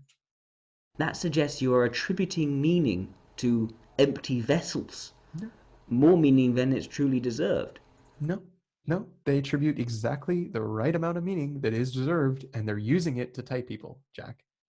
But you don't have to use that, and you can just be wrong because you're not using it. But close your mind, close off those possibilities. I didn't think you would do that, but that's kind of what you're doing. When we look at these containers, these, say, extroverted rationality, all we can say is that there's something which is rational and it's sort of dynamic in the socionics view. And when you say, okay, what does rational and dynamic look like? Some people try to describe the temperament. It doesn't really necessarily work. All you can say is, okay, there's lots and lots of accumulated shoulds going on, which isn't very particular, not very specific to a set of behaviors. It only really comes to life when you start. Sorry, guys, that was really embarrassing and disgusting, and I hope someone puts it in a GIF somewhere and shows that to everyone. Anyways, I apologize. I wash my hands and I'm back. If you see it and link it in the timestamp below, good for you. Pretty embarrassing. Anyways, let's keep talking. It's not, at least not as embarrassing as what's going on in front of me here. Extroverted ethics, and which is academically similar to extroverted logic in terms of the accumulation of oughts and shoulds which change from situation to situation. But what people are really looking to, and what is really meaningful, is that extroverted ethics is about the emotional energy. It's about raising emotional states, amplifying that, making people feel that things are really great. And extroverted logic is the opposite. It is about, it's not the opposite, cutting out the emotionality and going to the facts, seeing what is practical, seeing what actually works, and realistically conveys the facts of how things actually turned out. Those are opposites. The whole point of these information ends that they are exact opposites. They're not. You shouldn't be emphasizing how they're similar. You should be emphasizing how they're different. There we go. You shouldn't be emphasizing how they're similar. You should be emphasizing how they're different. Should and shouldn't. All right. So this is the point what I said. So you could emphasize both because there are similarities and there are differences. So you could emphasize how they're similar. Why not? If it helps you and it gets you to results, why not, Jack? Why are you dismissing this? Why can't you see the similarities between FE and TE? Why can't you, Jack? Because there are. And this is where I went off saying that NE doesn't like similarities, but it's not that. It's not that NE doesn't like similarities. Again, the word, we'll get stuck on the word. It's that NE doesn't like to narrow down and get to, NE likes to see how things are different yet connected, not narrowed down. And this is what I meant there, but you took my words out of context, and I see how you could have. I misused those words, but this is what I meant, at least here. So this is this point here that you're saying. Yeah, you can see the similarities. Why can't you? Why, Jack? Young saw the similarities. Again, that whole chapter in psychological types, over and over again, he's using a whole chapter to speak about both at the same time, FE and TE. Did you read that book, Jack? Why are you coming out on this stance? Honestly, this is just, and I was trying to be nice to the audience. I boiled it down really quick to similarities and differences. I could have done this. I could have gone in here and just torn you up and wasted everyone's time and just made myself look like this nitpicky idiot and just, but like, this is what I don't like the fact that I'm making this video, Jack. I'm only making it because of your video. I really didn't want to go into this, waste my time like this. And I'm doing it not only because you did it, because other people are asking it of me. And, I don't want to let everyone down by not showing how. Anyways, keep going. We're only halfway there, Jack. And This is painful for you, I know, and painful for me. I don't want to keep doing this. And how they may be the same is more academic and mathematical. So now, I know that's me criticizing objective personality from my own point of view, which is sociology, which is not always very good. So Your own I'd point of rather view is focus. socionics. Jack, be careful. Be careful here. Your own point of view is socionics. So you're saying two things there. You're saying that you and socionics are one and the same. So you are the expert of socionics. It's one thing. The other thing you're saying is you are tribe think. You are group think. If socionics says something, you will agree automatically because that's your point of view automatically. Jack, have your own point of view, man. Be your own individual person, please. Think differently than socionics, where socionics is off. You can't say this crowdsourced system is on and 100% true at all times, especially when it's making all these intuitive leaps constantly. Anyone I've met who's taking socionics as the backbone of their typology, everyone actually, except for you, well, I don't know, I hope you too, is not buying into socionics 100%. They're taking it with a grain of salt. Like a lot of stuff in there I've gotten to my own conclusions, and then I said them to someone else and they're like, oh, that's the same as socionics. Great. That means socionics has something to it. And if I come to a conclusion and socionics says something different, then I'll be like, oh, why did they say something different? Who's right here? And at least I have my own opinion. At least I'm my own individual thinker before I come to a system and say, hey, what's going on here? Now I know that there might be something wrong here, right? Now I would default to socionics if I see, oh yeah, that's why they said it. I might be wrong. I would default to it. No issue with that. But say my opinion is socionics, and I know I'm picking on one little instance here. You might not actually think this. I'm gonna give you the benefit of the doubt. You don't actually think that you and socionics have the same exact opinion, because that would just be bad, Jack. I'm sorry. And the fact that if this coin is faulty, if you have difficulty determining that extroverted thinking is just as much about tribe as extroverted feeling, and it No one said just as much. obviously is difficult, you can't have a clear argument, it isn't clearly obvious to people, then there's something wrong with your methodology. There is a flaw there, and it can go horribly wrong. Yeah, your logic is sound, Jack. Your axioms are bad. Okay, so that's what I like to say about tribe your second point versus self. I should also say that by doing this, by making extroverted thinking about tribe, rather. So in your defense here, this was actually a point. You actually had a point you drove home. You did it badly. You didn't succeed.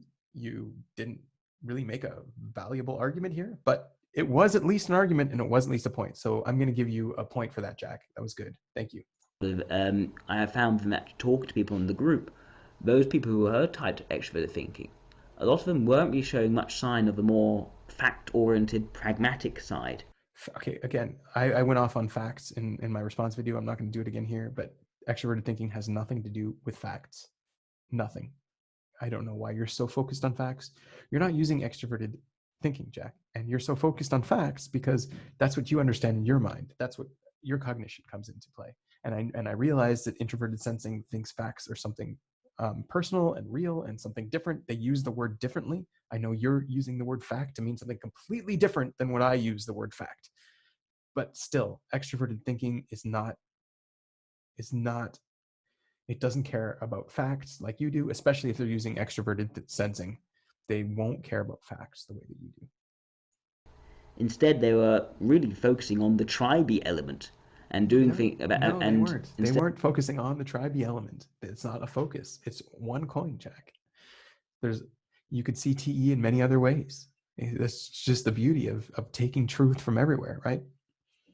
Now, this is just what I think. If something's true, it's not exclusive. You can't. It's just because socionics has a truth, it doesn't mean, okay, that's socionics, I can't use it now. No, it's a truth in socionics. I'm going to take it into my own personal life and say it's a truth. I have it now. I could use it with OP. Why not? And that's what OP is based on. OP isn't just something that they came up with all on their own. No, they were taking truths from everywhere. They were taking, oh yeah, that's good. We'll use that. That's good. We'll use that. And you know what? Maybe socionics has a lot more to offer to OP, where they can be like, oh yeah, that's one thing that we could be using. We should take that too. and they will take it, Jack. They will, because that's what a healthy person who's seeking truth does. They don't say, oh, I am Socionics. My opinion is Socionics, and therefore I can't use this OP stuff until it's been made a part of Socionics. Now I'm permitted to. No, you take the truth. Same thing. Socionics has a lot of falsehood to it. I'm sure, 100%, just like OP has falsehood to it. Throw those out, Jack. Don't take them. Don't be a groupthink. Throw out the falsehood in Socionics and keep the truth, right? And how do you know that? How do you do that? Well, no idea, because if you're using only archetypes to base all your stuff on, there's no way to sort that stuff out, right? And I don't think I'm not trashing Socionics. I know Socionics doesn't do that. That's just Jack's weirdness doing that right now. Said their actions were conveying much more about doing things for the sake of others rather than focusing on how facts play out in reality. So Tribe is not doing something for the sake of others, by the way. That's not at all what it is, because I can do things for the sake of others too. That's not what Tribe is. Anyways. It seems to me that people are now being typed based on tribiness rather than being typed based on something which is more independently extroverted logic. And it seems to me that what Dave and Shannon would do is, once they found out that something is definitely tribe, only then will they start to say, okay, and is it thinking or is it feeling? And then there's another issue, which is about reasons versus values. How do you determine something is reasons versus values? Well, you've already made it all about tribes. You've already flavored the discussion. So it's all about tribal reasons versus tribal values. And it's hard to really determine what a tribal reason is versus a tribal value. You know, it's far easier if you say, okay, thinking. They're not talking about tribal reasons. They're talking about just thinking versus feeling. They're saying, what is thinking in its essence? Because yes, there's a commonality between TI and TE. There is a commonality that is thinking. And they'll look at that coin. Is it thinking or is it feeling? There's a commonality between FE and FI that is feeling. They'll say, is it thinking or is it feeling? Are they tribe or are they self? Automatically, that produces TE or FE or TI or FI. I'm not saying they don't use shortcuts. Saying, oh, I'm seeing TE, that's a shortcut, right? They're allowed to do that because they've seen enough TE, right? You're allowed to do that. If that's how you want to do it, just do it. But they're teaching a way for beginners, entry-level people to come in and simply look at coins. Is it thinking or is it feeling? Is it tribe or is it self? And now I know what TE is, right? And if you type people that way, then in the end, you'll get over time, you'll be like, okay, now I'm seeing TE, now I'm seeing FE. And they do that all the time. They see TE and FE all the time. They have videos on what TE and FE is. It's their observations of them. They do jump the gun. They do skip over the tribe self element when they see TE. Oh, we're seeing TE, we're seeing TE, we're seeing TE, right? Though they will skip there. They do that. It's just, can you teach other people to do that, right? And I'm sure you can. It's just a different way, a different approach. But anyways, I'm sorry to say, but you don't really have a point here on this next point. I don't know if you even started a new point. I don't know what this point is supposed to be, but keep going. Is what's already quite explicit rather than implicit. It's something that doesn't require interpretation. It's something which is grounded in the facts in some way, in some sort of objectivity, some sort of stake of knowledge. Whereas no, not grounded in the facts, Jack. Grounded in facts is sensory. You could argue against that and be the official socionics person, but I don't think anyone in the type community will support you saying thinking is facts. That's not what thinking is. I'm questioning the idea that you know how to think if this is what you think. Facts is not judging. Facts is just an observation, and you should know that it's a perceiving. And again, I said this in my response video. You didn't really pay attention to it. You didn't really take it to heart. So I'm going to drive it home again a little bit here. Thinking is not facts. That's not what thinking it is. That's not what it does. Sorry, Jack, you're just wrong. Pure wrong. And I would question anyone you've ever typed if you've typed people based on this. Sorry. Values, as it were, or feeling at least, should be something which is more sentimental. There should be clear differences. Sentimental. Now you're getting into you're being dangerous here, Jack. Saying feeling is sentimental is not what feeling is either. I mean, it's a specific and particular feeling. Lots of feelers do feel sentimental. Lots of feelers don't. You're getting really dangerous with what you're saying here. And you know what? SI tends to be way more sentimental than feeling. SI users are very sentimental. That's one thing that I've seen across SI users. I would rather say that than saying that feeling is sentimental. I wouldn't say either are sentimental. I wouldn't say SI is sentimental and FI or FE is sentimental. I wouldn't go and say that. I wouldn't jump that leap, because anyone can be sentimental. I can be sentimental. You could be sentimental. But yeah, don't make that leap. Don't do that error, man. I see SI as being way more sentimental than FI, but I would never say that's what SI is, right? But okay. One being sentimental, the other one being more fact-oriented. Once you make it about the tribe and people, that becomes a lot more difficult, because people don't necessarily share facts so easily. People do share feelings. People don't share facts easily. People share feelings. What? People share facts all the time. Oh, it's the one thing that's not okay, maybe facts are really personal to you. Maybe you're saying something different in facts, right? Because you're using SI. Introverted sensing is very personal for you, I'm sure. For me, it's not personal. I'll share facts all day long. All day long. They mean nothing. They could be right. They could be wrong. I don't care. It's something that I heard from that person. Could be wrong. I have no problem. You know what? Feelings? I don't share feelings. Who shares feelings? What world are you living in? How do you have this backwards? Feelings very easy. You see the emotional contagion. Whereas facts is already accumulated in a way from a sort of individual sort of base. So this whole video, Jack, I don't know if you've realized, you've been sharing a lot of bad facts, but facts. I haven't seen you share a single feeling. You will share one soon. I'll point it out when you share it. But you haven't shared a single feeling yet. You've been sharing all facts. How are you? Like, I can double down. I can really go down. I can hammer down on this on you, but I'm not going to bother. You're just wrong. Places. I take in these facts, you may take in some different facts. You even have to compare and contrast our facts. It's a more difficult process. It's not a natural flow that sweeps the whole population all at once. Keep talking. It's not really designed really to be tribe if you really think about it. So that becomes difficult. And also, it then also implies that suddenly those who are introverted thinking and introverted feeling are then far more about the self rather than the tribe. No, they're not far more about the self than the tribe. You don't understand what self and tribe is. It's how to catch someone. Keep going. And again, that becomes quite difficult to imagine. So you're saying that if you are someone who thinks out some sort of logically constructed system, all in its own basic principles, that you're only keeping that for yourself, you're not thinking about how that could also benefit other people. No, of course I'm thinking about it. Of course I'm thinking about it. But when I'm thinking about it, I'm not taking other people's opinions into mind.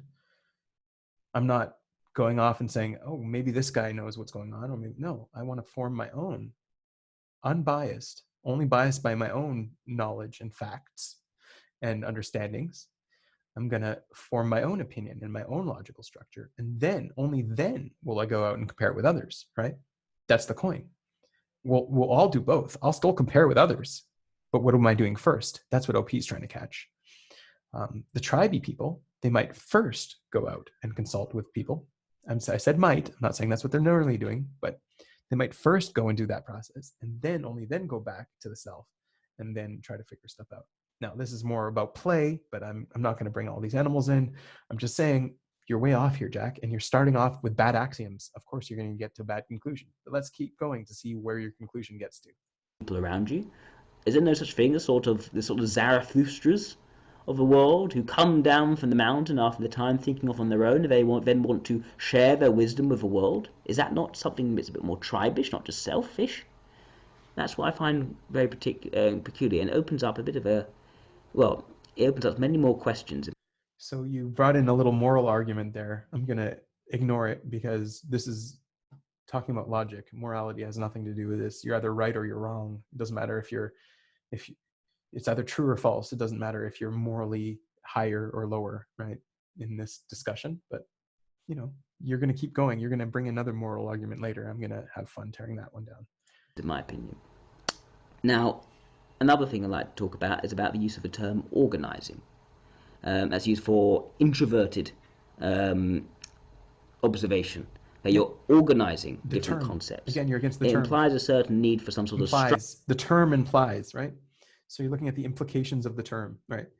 Again, judging the book by its cover. World Socionics Society implies a lot of things, a lot of wrong things. You never claim those things. But if we're looking just at the title, the way that you're doing, then we're going to fulfill your delusions of grandeur.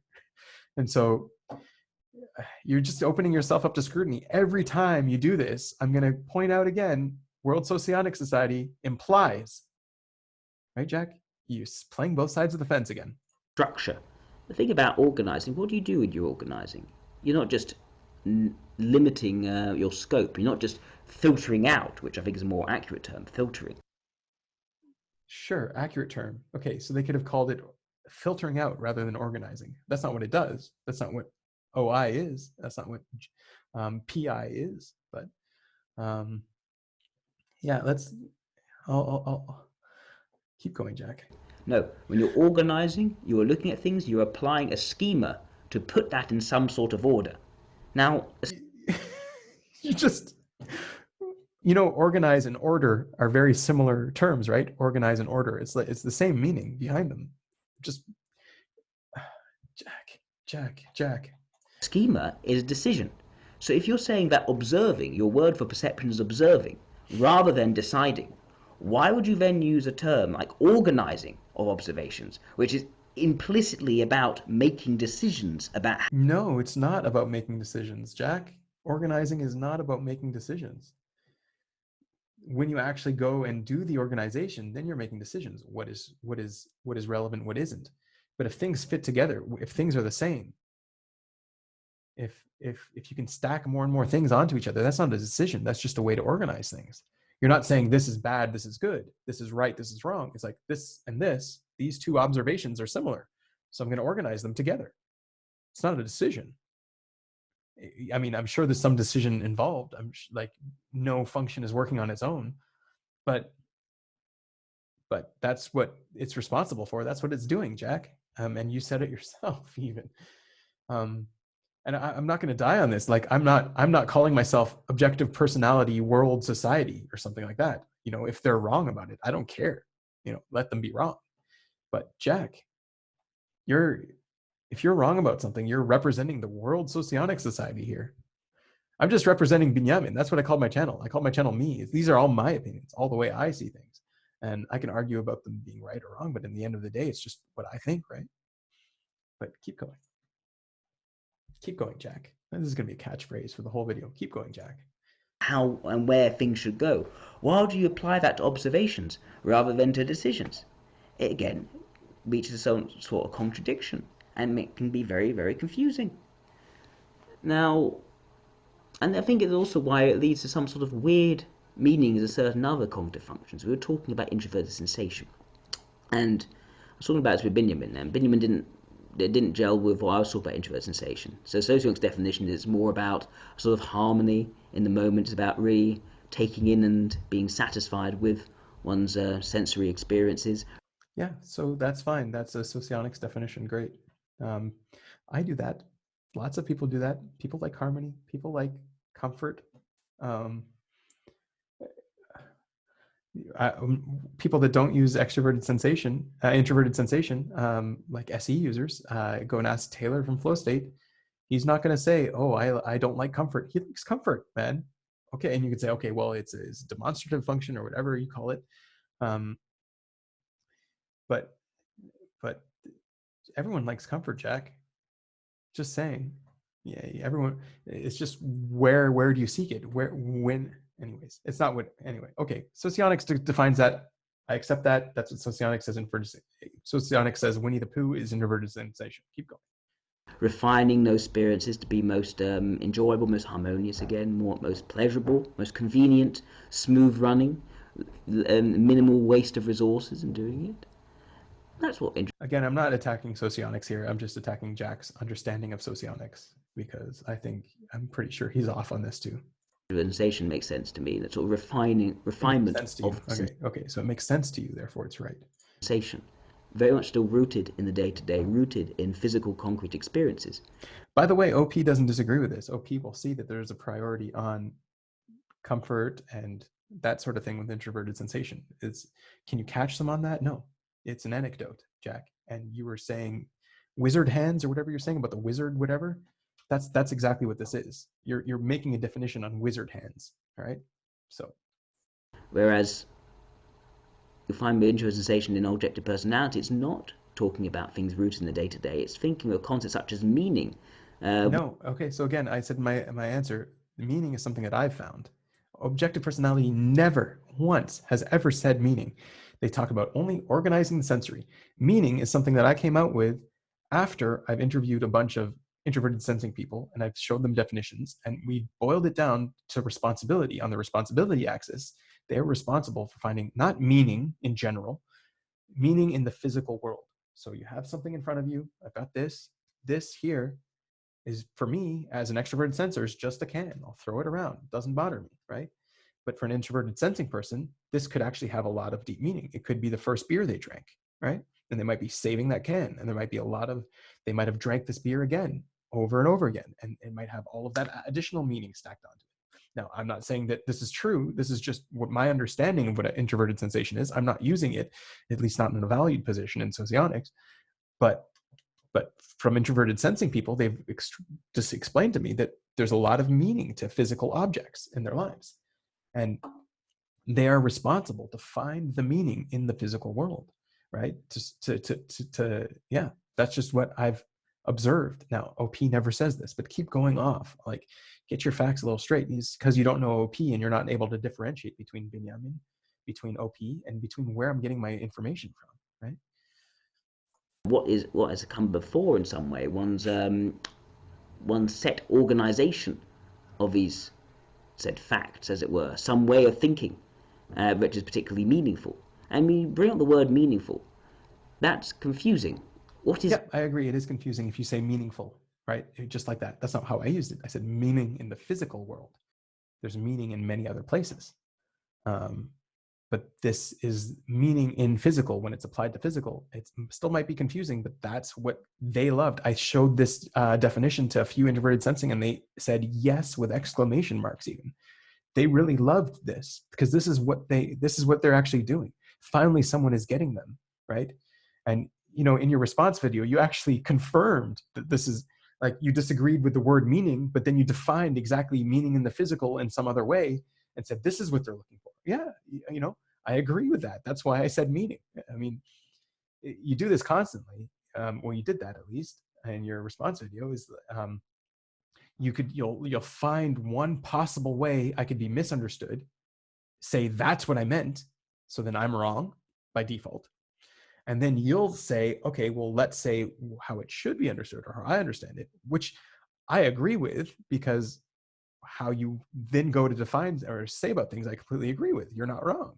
You're actually right. But I wasn't wrong either, right? That's the thing. But you're going to find that one possibility where I could be wrong and then argue against that. And it's just very dirty. Sorry, Jack. It's just not good faith.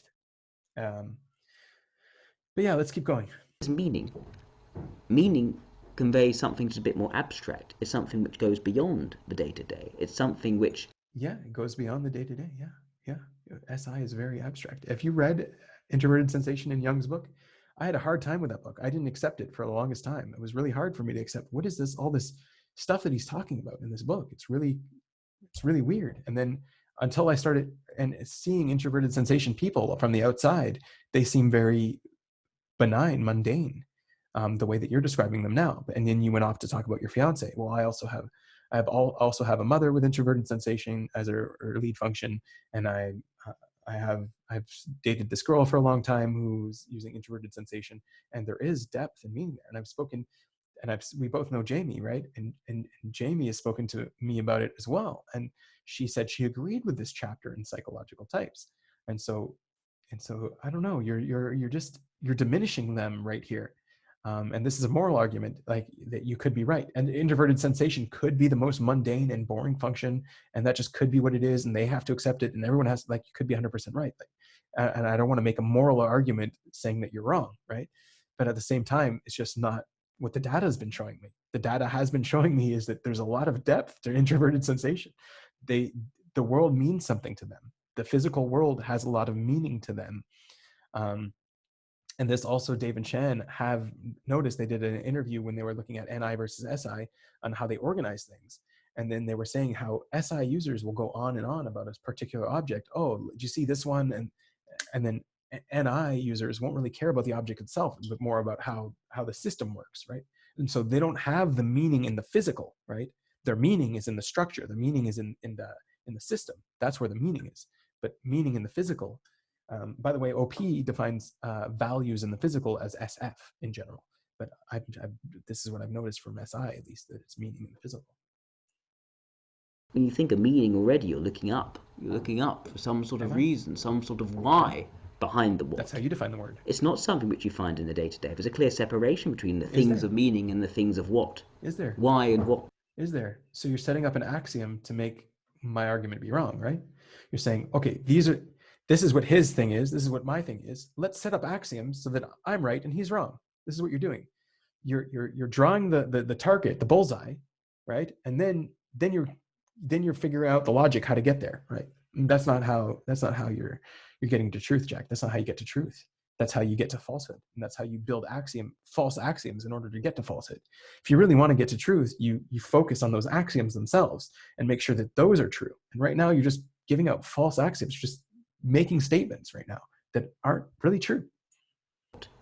So why would it be sneaking that into introverted sensation? Sneaking, all right? Okay, so here again, saying I'm sneaking, right?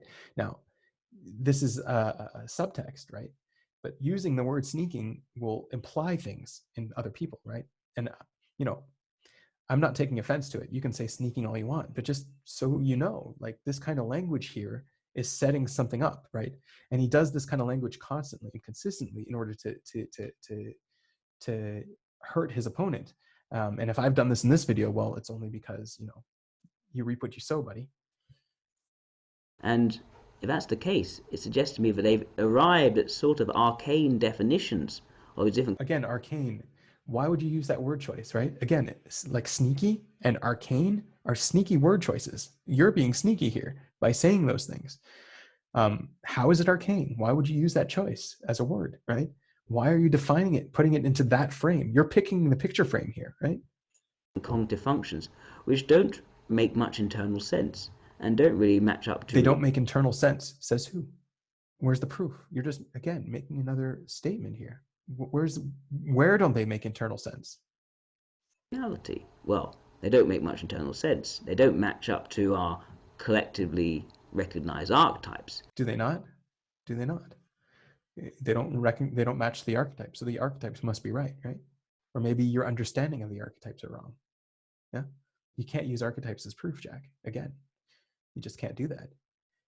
I'm all for archetypes in the collective unconscious. Don't get me wrong, but that's something you come to after the fact.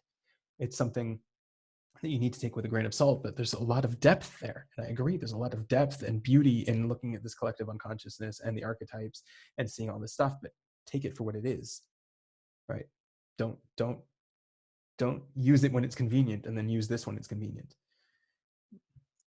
Now, Benjamin say, oh, well, this is how we have just observed things to work. And Benjamin says this a lot. He said, this is how I have observed things to work. And so if I have observed it to work this way, therefore it must be true. No, but it's a lot stronger than Winnie the Pooh. Just putting it that. Yeah. But I didn't say it must be true. It's just my observation. When I say something's true, I know I've done a lot more work than just observing something, right? But keep going. But I've observed it work completely differently. Great. Am I observing less well than you're observing? No, when we can compare observations, that's fine. I have no problem comparing observations and trying to make sense of those observations. How you like to say make sense and don't make sense, right? Well, observations are great. I love observations, but where do they fit into the framework? How do they make sense, right? So yeah, if you've observed differently, I'm quite open to seeing your observations. And I hope you'd be open to seeing my observations too and comparing observations. But what those observations mean, how they fit into the framework of typology and of people in general, that's really where our decisions are being made. That's really where we're contesting each other. But anyways, observations, okay. Observing? Maybe I'm, a false observer. Maybe I'm delusional. Maybe you are the only one who's right in terms of your... Yeah, I'm the only one that's right. Yeah, exactly. Thanks. Yeah. Why would you even say that, Jack? Why, what are you doing? What are you implying here? You're implying that you're giving me a mindset here. You're saying this is how Benjamin thinks. Maybe he's the only one that's right. He's the authority on the truth, right? Well, maybe I come off that way, and I'm sorry if I do. I'm the authority on what I accept as true, and I'm going to argue on what I see as true. and I might be 100% wrong, but I'm confident that that's what I see at least. But yeah, you can attack my character here. Keep going. observation. Only you see reality what it really is, Only I see reality. and that Yes. becomes a bit contentious again. Contentious. Yeah, Now, very contentious. what I would more likely say is you've had certain schema in your head, and you're seeing things the way in which you Yeah, so I'm a contentious person. I have a scheme in my head. Keep going. want to see them, and I could very well have certain schema in my head, and I could be seeing You things the way do. I want to see You them. obviously But at do. least for me, I can also look at these At least for you. All right. So now, okay. So how are you better than me, Jack? Let's go. collectively recognized archetypes, these clear stock characters, these figures. At least for you, you're going to recognize Winnie the Pooh as a way to type someone, and you're better than me because of that. Okay, Jack, I'll concede. You are better than me because you use Winnie the Pooh to type people. Thank you. I agree. In our shared fictions, and I can say, look, you can see this going on. You can see people recognize this. They show this in their different works of art and their different works of film and literature. Why is that not? Why not turn to that and look at that rather than say, why not? I don't want to keep arguing the same point over and over again. I know in your response video, you kept arguing the same point over and over again. Every time you stopped, you said the same thing. You made everyone listen to the same exact argument all over again. And it was a premiere. No one can watch it at double speed. saying you've observed something and you've observed that to be true, and therefore, even if it doesn't make much, even if it's completely counterintuitive, it must be true. No, I'd like to think that I'm never said that. I have a bit more humility in my understanding. You have more humility. All right. And I like to think that, okay, maybe I'm wrong. Why do Yeah, great, Jack. Maybe you're wrong. Your opinion is Socionics' opinion. You are the World Socionics Society. Maybe you're wrong, Jack. Great, great. I've never said that was not true of me. I've never said maybe I'm wrong. Maybe I'm not wrong. Maybe I'm wrong too, Jack. Are you coming out? You're playing this social game here. You're trying to put yourself above me. You're playing this character attacking game, which I never played. But here you go. You're being. I'm better because I'm Jack. It's your ego. Keep propping up that ego, man. Let's just keep going. You're humble. You're more humble. I've never used the word humble. I don't use that word. Someone who's actually humble doesn't need to use that word. No, I'm not. Now, maybe I'm not humble. I don't know. I have no idea what humility is. I'm trying to be humble. I wish I was humble. I have to remind myself all the time that I'm not humble, that I'm delusional, that I'm full of myself, right? But you are humble, Jack. I have to think that I've always observed reality in a way which is right and true? I could be biased. Humanity is open to bias. The whole point of science, the whole point where we have peer review, which for some reason, Again, the many enthusiasts of objective personality seem to have rejected to some degree. We don't reject it. The whole point we have peer review is that it is a means of correcting our perceptions, our difficulties. It's not it doesn't correct your perception. It just gives other people that are taking the same perceptions and saying that we're taking the same perceptions. It's not correcting. But yeah, this is nuance, and this is the type of thing Jack would do. But again, in objectivity, and kudos to Dave and Shannon for having this cross reference. But again, even two people is not enough. You're going to even. It's not enough. So be the third. Right? Who are you comparing yourself to, Jack? You're opening yourself up to criticism. If you criticize someone for something else, you'd better also be following that, right? If you're saying, I don't like objective personality as a name, well, you'd better allow your name also to have scrutiny, because your name is much worse. If you're going to say, oh, they're only comparing with two people, who are you comparing with, Jack? Who? Three people enough. If you have a group of people who all share the same ways of viewing things, that can lead to group bias, and that is a real thing. We can see group bias happening when certain groups have a certain shared way of viewing things. Yes. That could be self-contained. Yes, and this is actually, Jack, this is a good point. This is something that I've come out against quite a bit, against objective personality. And this is something that someone in the group, what's her name again? I won't quote her anyways, but anyways, Kimberly Joy. I don't know if I should have used her name, but anyway, she said all it proves is that they're in the same delusion, that they can come to the same type, right? So I brought this in my debate video with Eric of Talking with Famous People against Dave. You're right here. You're just hammering down a point that I already know. They already know. They've already admitted to it. They've come out with a whole video on it about. I did a video actually attacking this double observing stuff. I did a TE versus TI thing, where precision versus accuracy, and so OP did a response video to that where they spoke about it as well. So they're aware of this, Jack. You're not bringing anything new to the table here, but maybe you weren't aware of this, and it's a good point. I've already made it. They already accepted it, but it's a good point. Contained bias.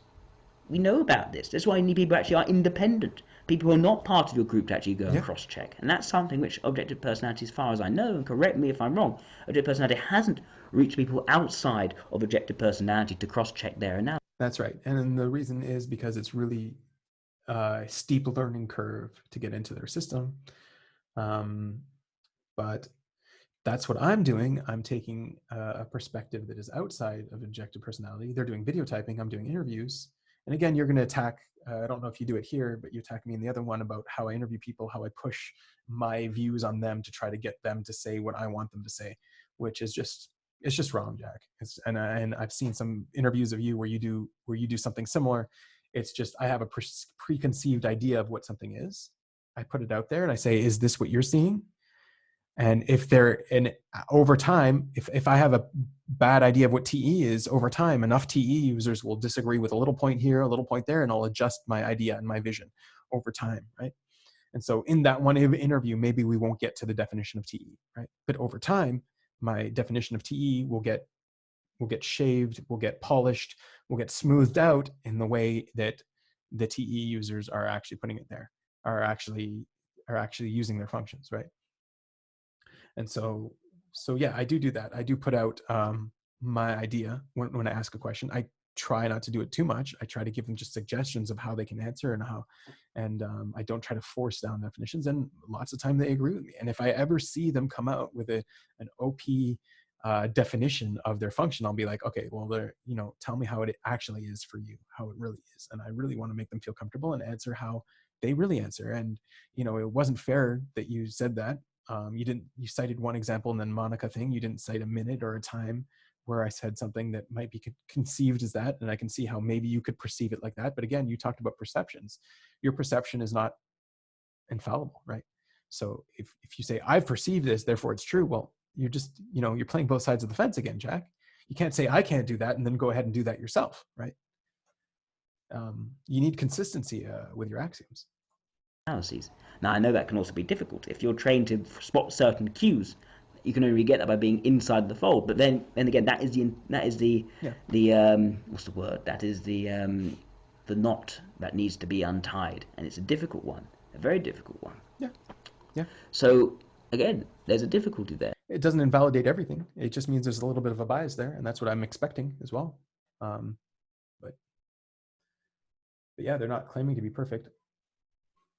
So, there's flaws with OP. No one said it was perfect, but, pick apart at the flaws, you throw out the whole baby with the bathwater. Like, that's what you want to do, right?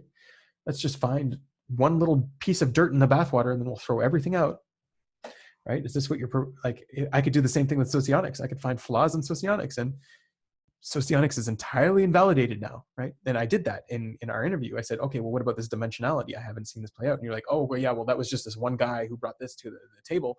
It doesn't actually represent all of socionics, and therefore, okay, you can either choose to believe that or not, but it's not socionics, right?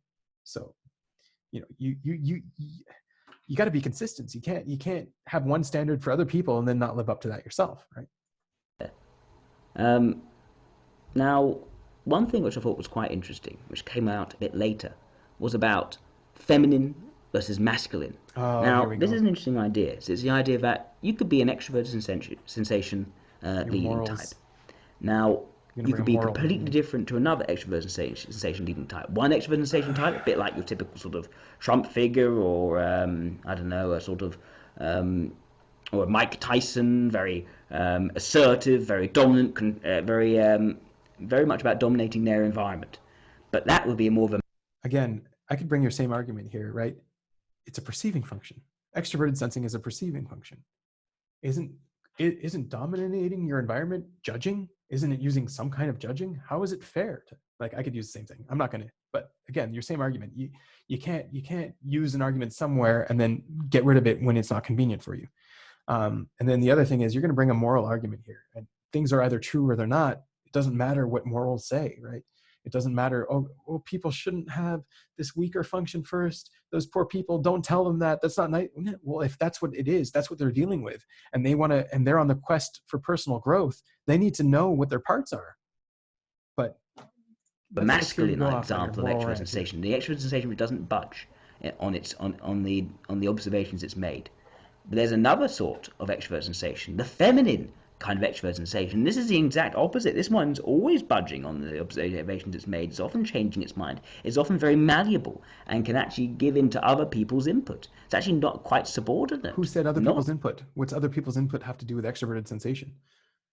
Extroverted sensation is how you perceive reality.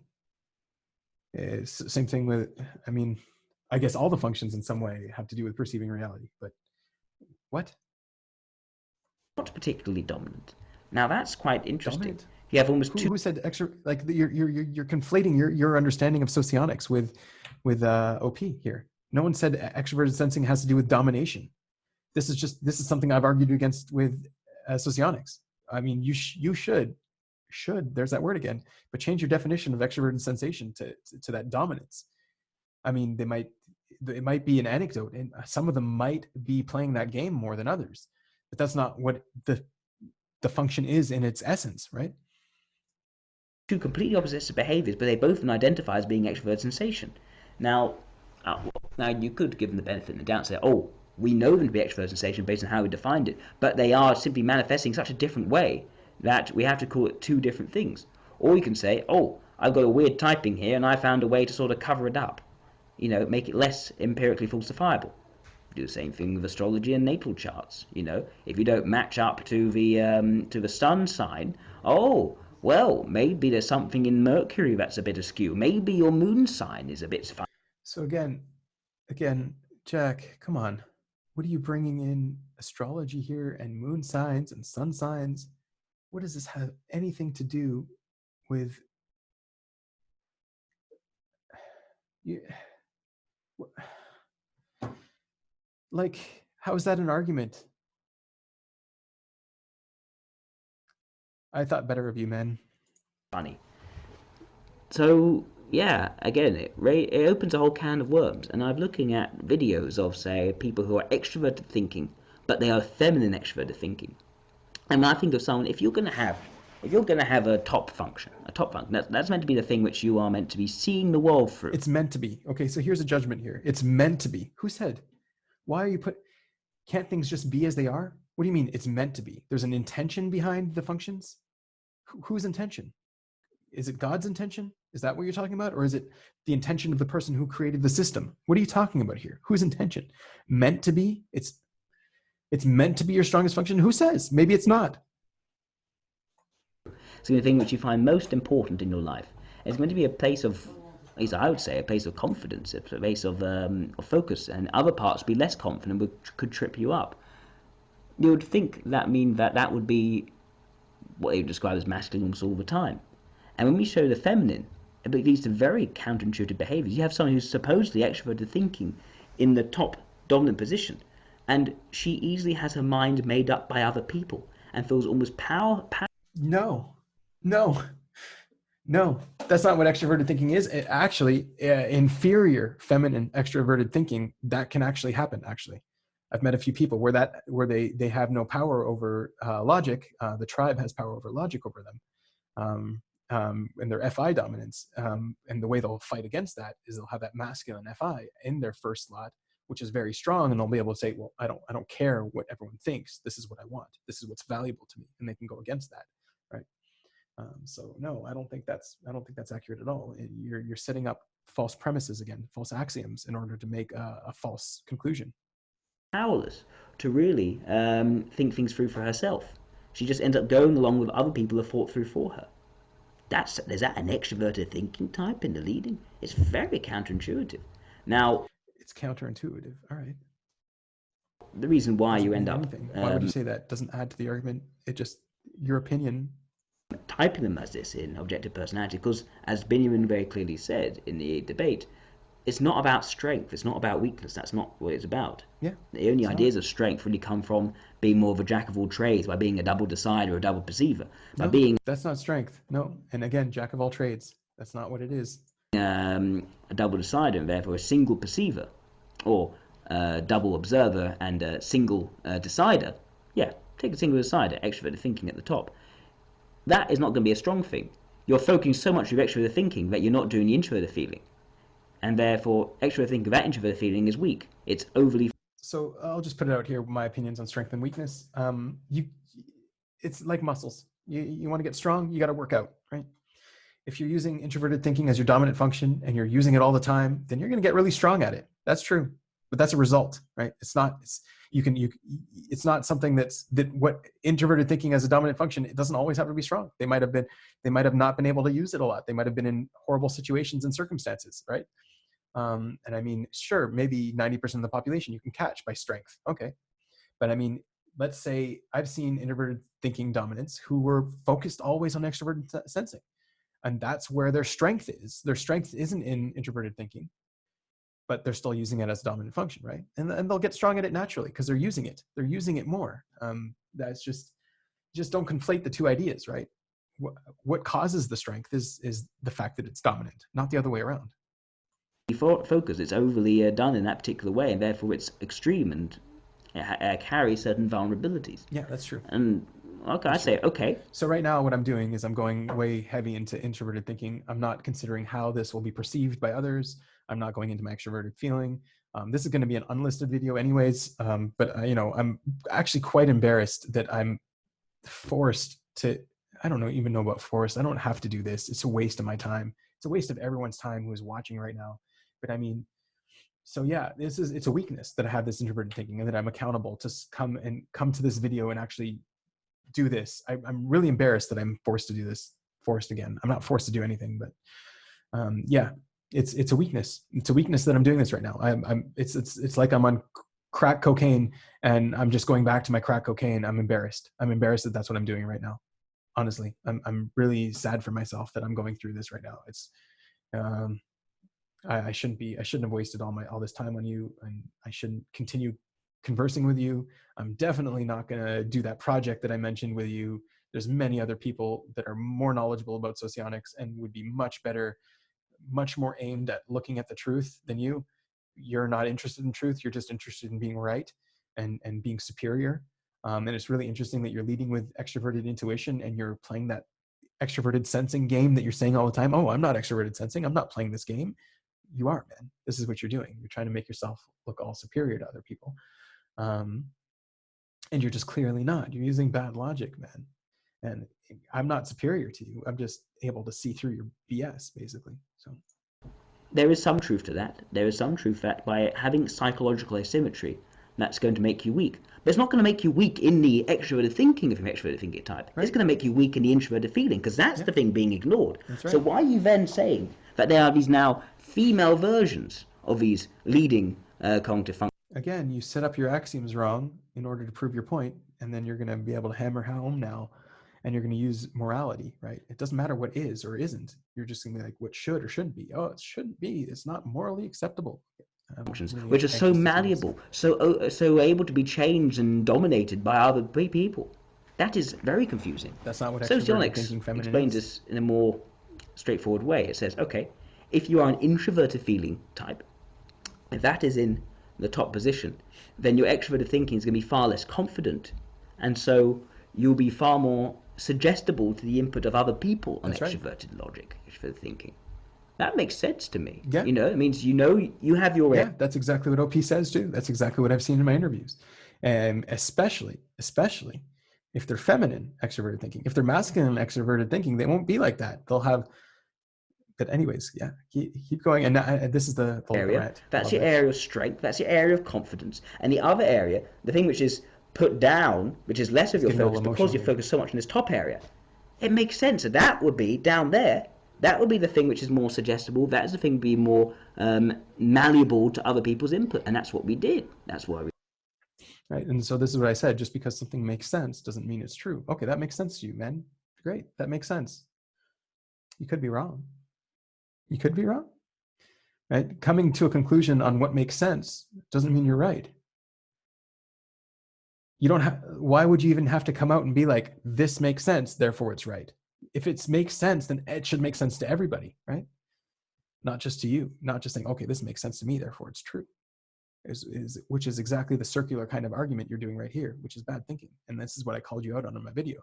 And you took it out of context. And of course, went off and said whatever you wanted to say about it. But here's the context right here, Jack. We say that those which are leading, that's an inert, a stubborn function.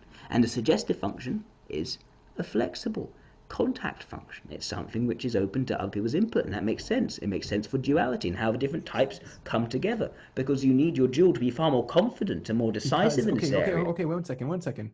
What's your reason here? It makes sense for duality because you need your dual. What, you need your dual?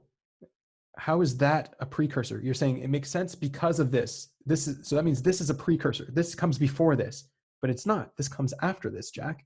You're mixing these up again. This is not how logic works. This is not how you build axioms. This is how you make a target and then you find evidence for that target. It's just not how you do it. It's not how you come to any kind of truth. To help you out, because you're not very indecisive in this particular area. Whereas now you have a situation with these sorts of, and to me it seems sort of pathetic in some way, that to have a type where its leading function is going to be something which is very suggestible, very subordinate, having other people. No one says that's what that feminine is, suggestible and subordinate. No one said that, but it comes off that way sometimes, especially if it's your inferior function. People making up its mind for it. Yep. And that's your leading function. That's what you're all about. My goodness gracious, that's terrifying to be so in that way. I feel so sorry for such a person. I don't think that's really the situation. I think they have an area of strength, but the way the typology has framed it, it's made their weaker area, their area of unconfidence, the thing which they're all about. And no one said it was unconfident. No one said, yeah.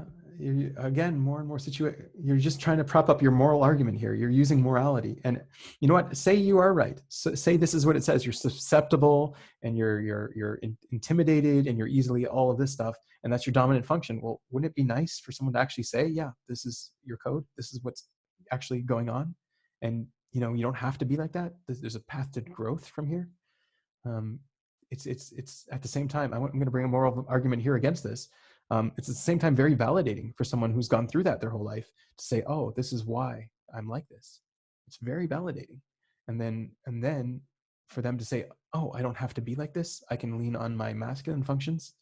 That's also very validating. I'm not saying this is what happens, but I'm taking your axioms and fighting back on your moral argument here. But keep going. And it then ends up burying their actual strengths being introverted feeling. And that's quite sad. And you can see videos of this poor girl on this video talking about her being an extroverted thinking You're the savior feminine. of the people, the savior of the poor girl. Come and save us. Come and be the moral savior for everybody, Jack. Thank you. And she's nearly bursting into tears from other people making up her mind for her. It's terrible. It's awful to hear about. Which video are you talking about, Jack? Who is bursting into tears from other people? And you know what? If this is a problem that she's consistently been having in her life, it's not because OP said she was a feminine dominant function. That's not why it's happening. This was happening long before she came and got typed. If OP is finally able to make sense of this for her, that's beautiful, Jack. That's good. That's not terrifying. That's not sad. That's exactly what someone needs. They need the truth. They need to know why. They need to know what's happening behind the scenes. I'm giving a moral argument here too. It doesn't mean it's true, but I'm saying, Jack, you have no legs to stand on here. I find that quality, that very sad quality, is the main. Again, I didn't come down on you for this in my response video. I could have. I just thought, I'm just going to ignore this nonsense here. But since you didn't ignore any little bit of my nonsense, then here, yeah, you're susceptible to all this, buddy. Thing of who they are when viewed through the lens of this objective personality system, that is quite devastating to hear. I'd like a typology system which actually recognizes the strength. So again, you would like a typology system like this, that means socionics is true because you would like it better. Let's just of people and brings that out in understanding of people. That would make far more sense to me. That is a that would make more sense to you. Again, it makes more sense. Therefore, I'm going to go with this. It's better. It's more valuable. It makes more sense. So that way, I'm going here. Well, ignore your flaws, Jack. Keep ignoring all of your flaws and don't compensate them. Don't grow. Be a person stuck in yourself, and that's just absolutely fine, Jack. But I'm gonna keep going with whatever I see as true, and I'm gonna keep going with other people who are willing to do that and who accept who are titans in socionics. You're not a titan. You know socionics, but they know it much better than you, and they're willing to actually put in the effort and find truth in between the two systems. So yeah. Anyways. Your strong point, you got your home base where you can start off from, your hero as it were. How's that heroic? You need your hero.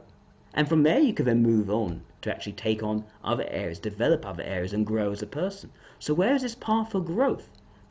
I just told you where the path of growth is, Jack. You're going to go and tell someone who's been pushed around their whole life and I'm just using your axioms here, but someone who has been susceptible to other people their whole life, and you're going to tell them, no, you're a hero in this area. No, Jack. That's how you grow. You got to get people to accept themselves, accept their flaws. That's how you grow. You got to accept everything that's wrong with you. And I'm sure there's tons of things wrong with me. I still got a whole long way to grow. I'm not by far perfect in any measure of the word. I'm not perfect. And if OP is going to help show me where I'm being stubborn, for example, on my introverted thinking, where I'm not going to move, like doing this kind of video, which I feel completely embarrassed. This is completely against my path to growth by doing this kind of thing. I'm so ashamed. But anyways, I'm going off on a tangent. I'm going to let you keep finishing. This is almost over. Sorry, guys, for this is taking so long. If you guys got this far, thank you for watching. I feel bad for you, but if this is interesting to you, if you're getting something out of this, I'm happy. Objective personality. If you take the very first starting point, say it's feminine, call it feminine, and to say feminine is far more suggestible, far more sort of weak and maneuverable, and make that, your starting point. That's no starting point. That is a weak point. So, yeah, I still think there are lots of difficulties with objective personality. I don't think Benjamin was able to really answer those and make a wasn't able to answer those. All right. Convincing point. I wasn't able to against make a those now. Point against those. All right. Jack, the only point you had in this whole video was the self-tribe thing. Just saying. That's the only actual point you had here. No other point did you make. 40 minutes we just wasted arguing over bad axioms, bad logic, and no points. Only one point the whole video.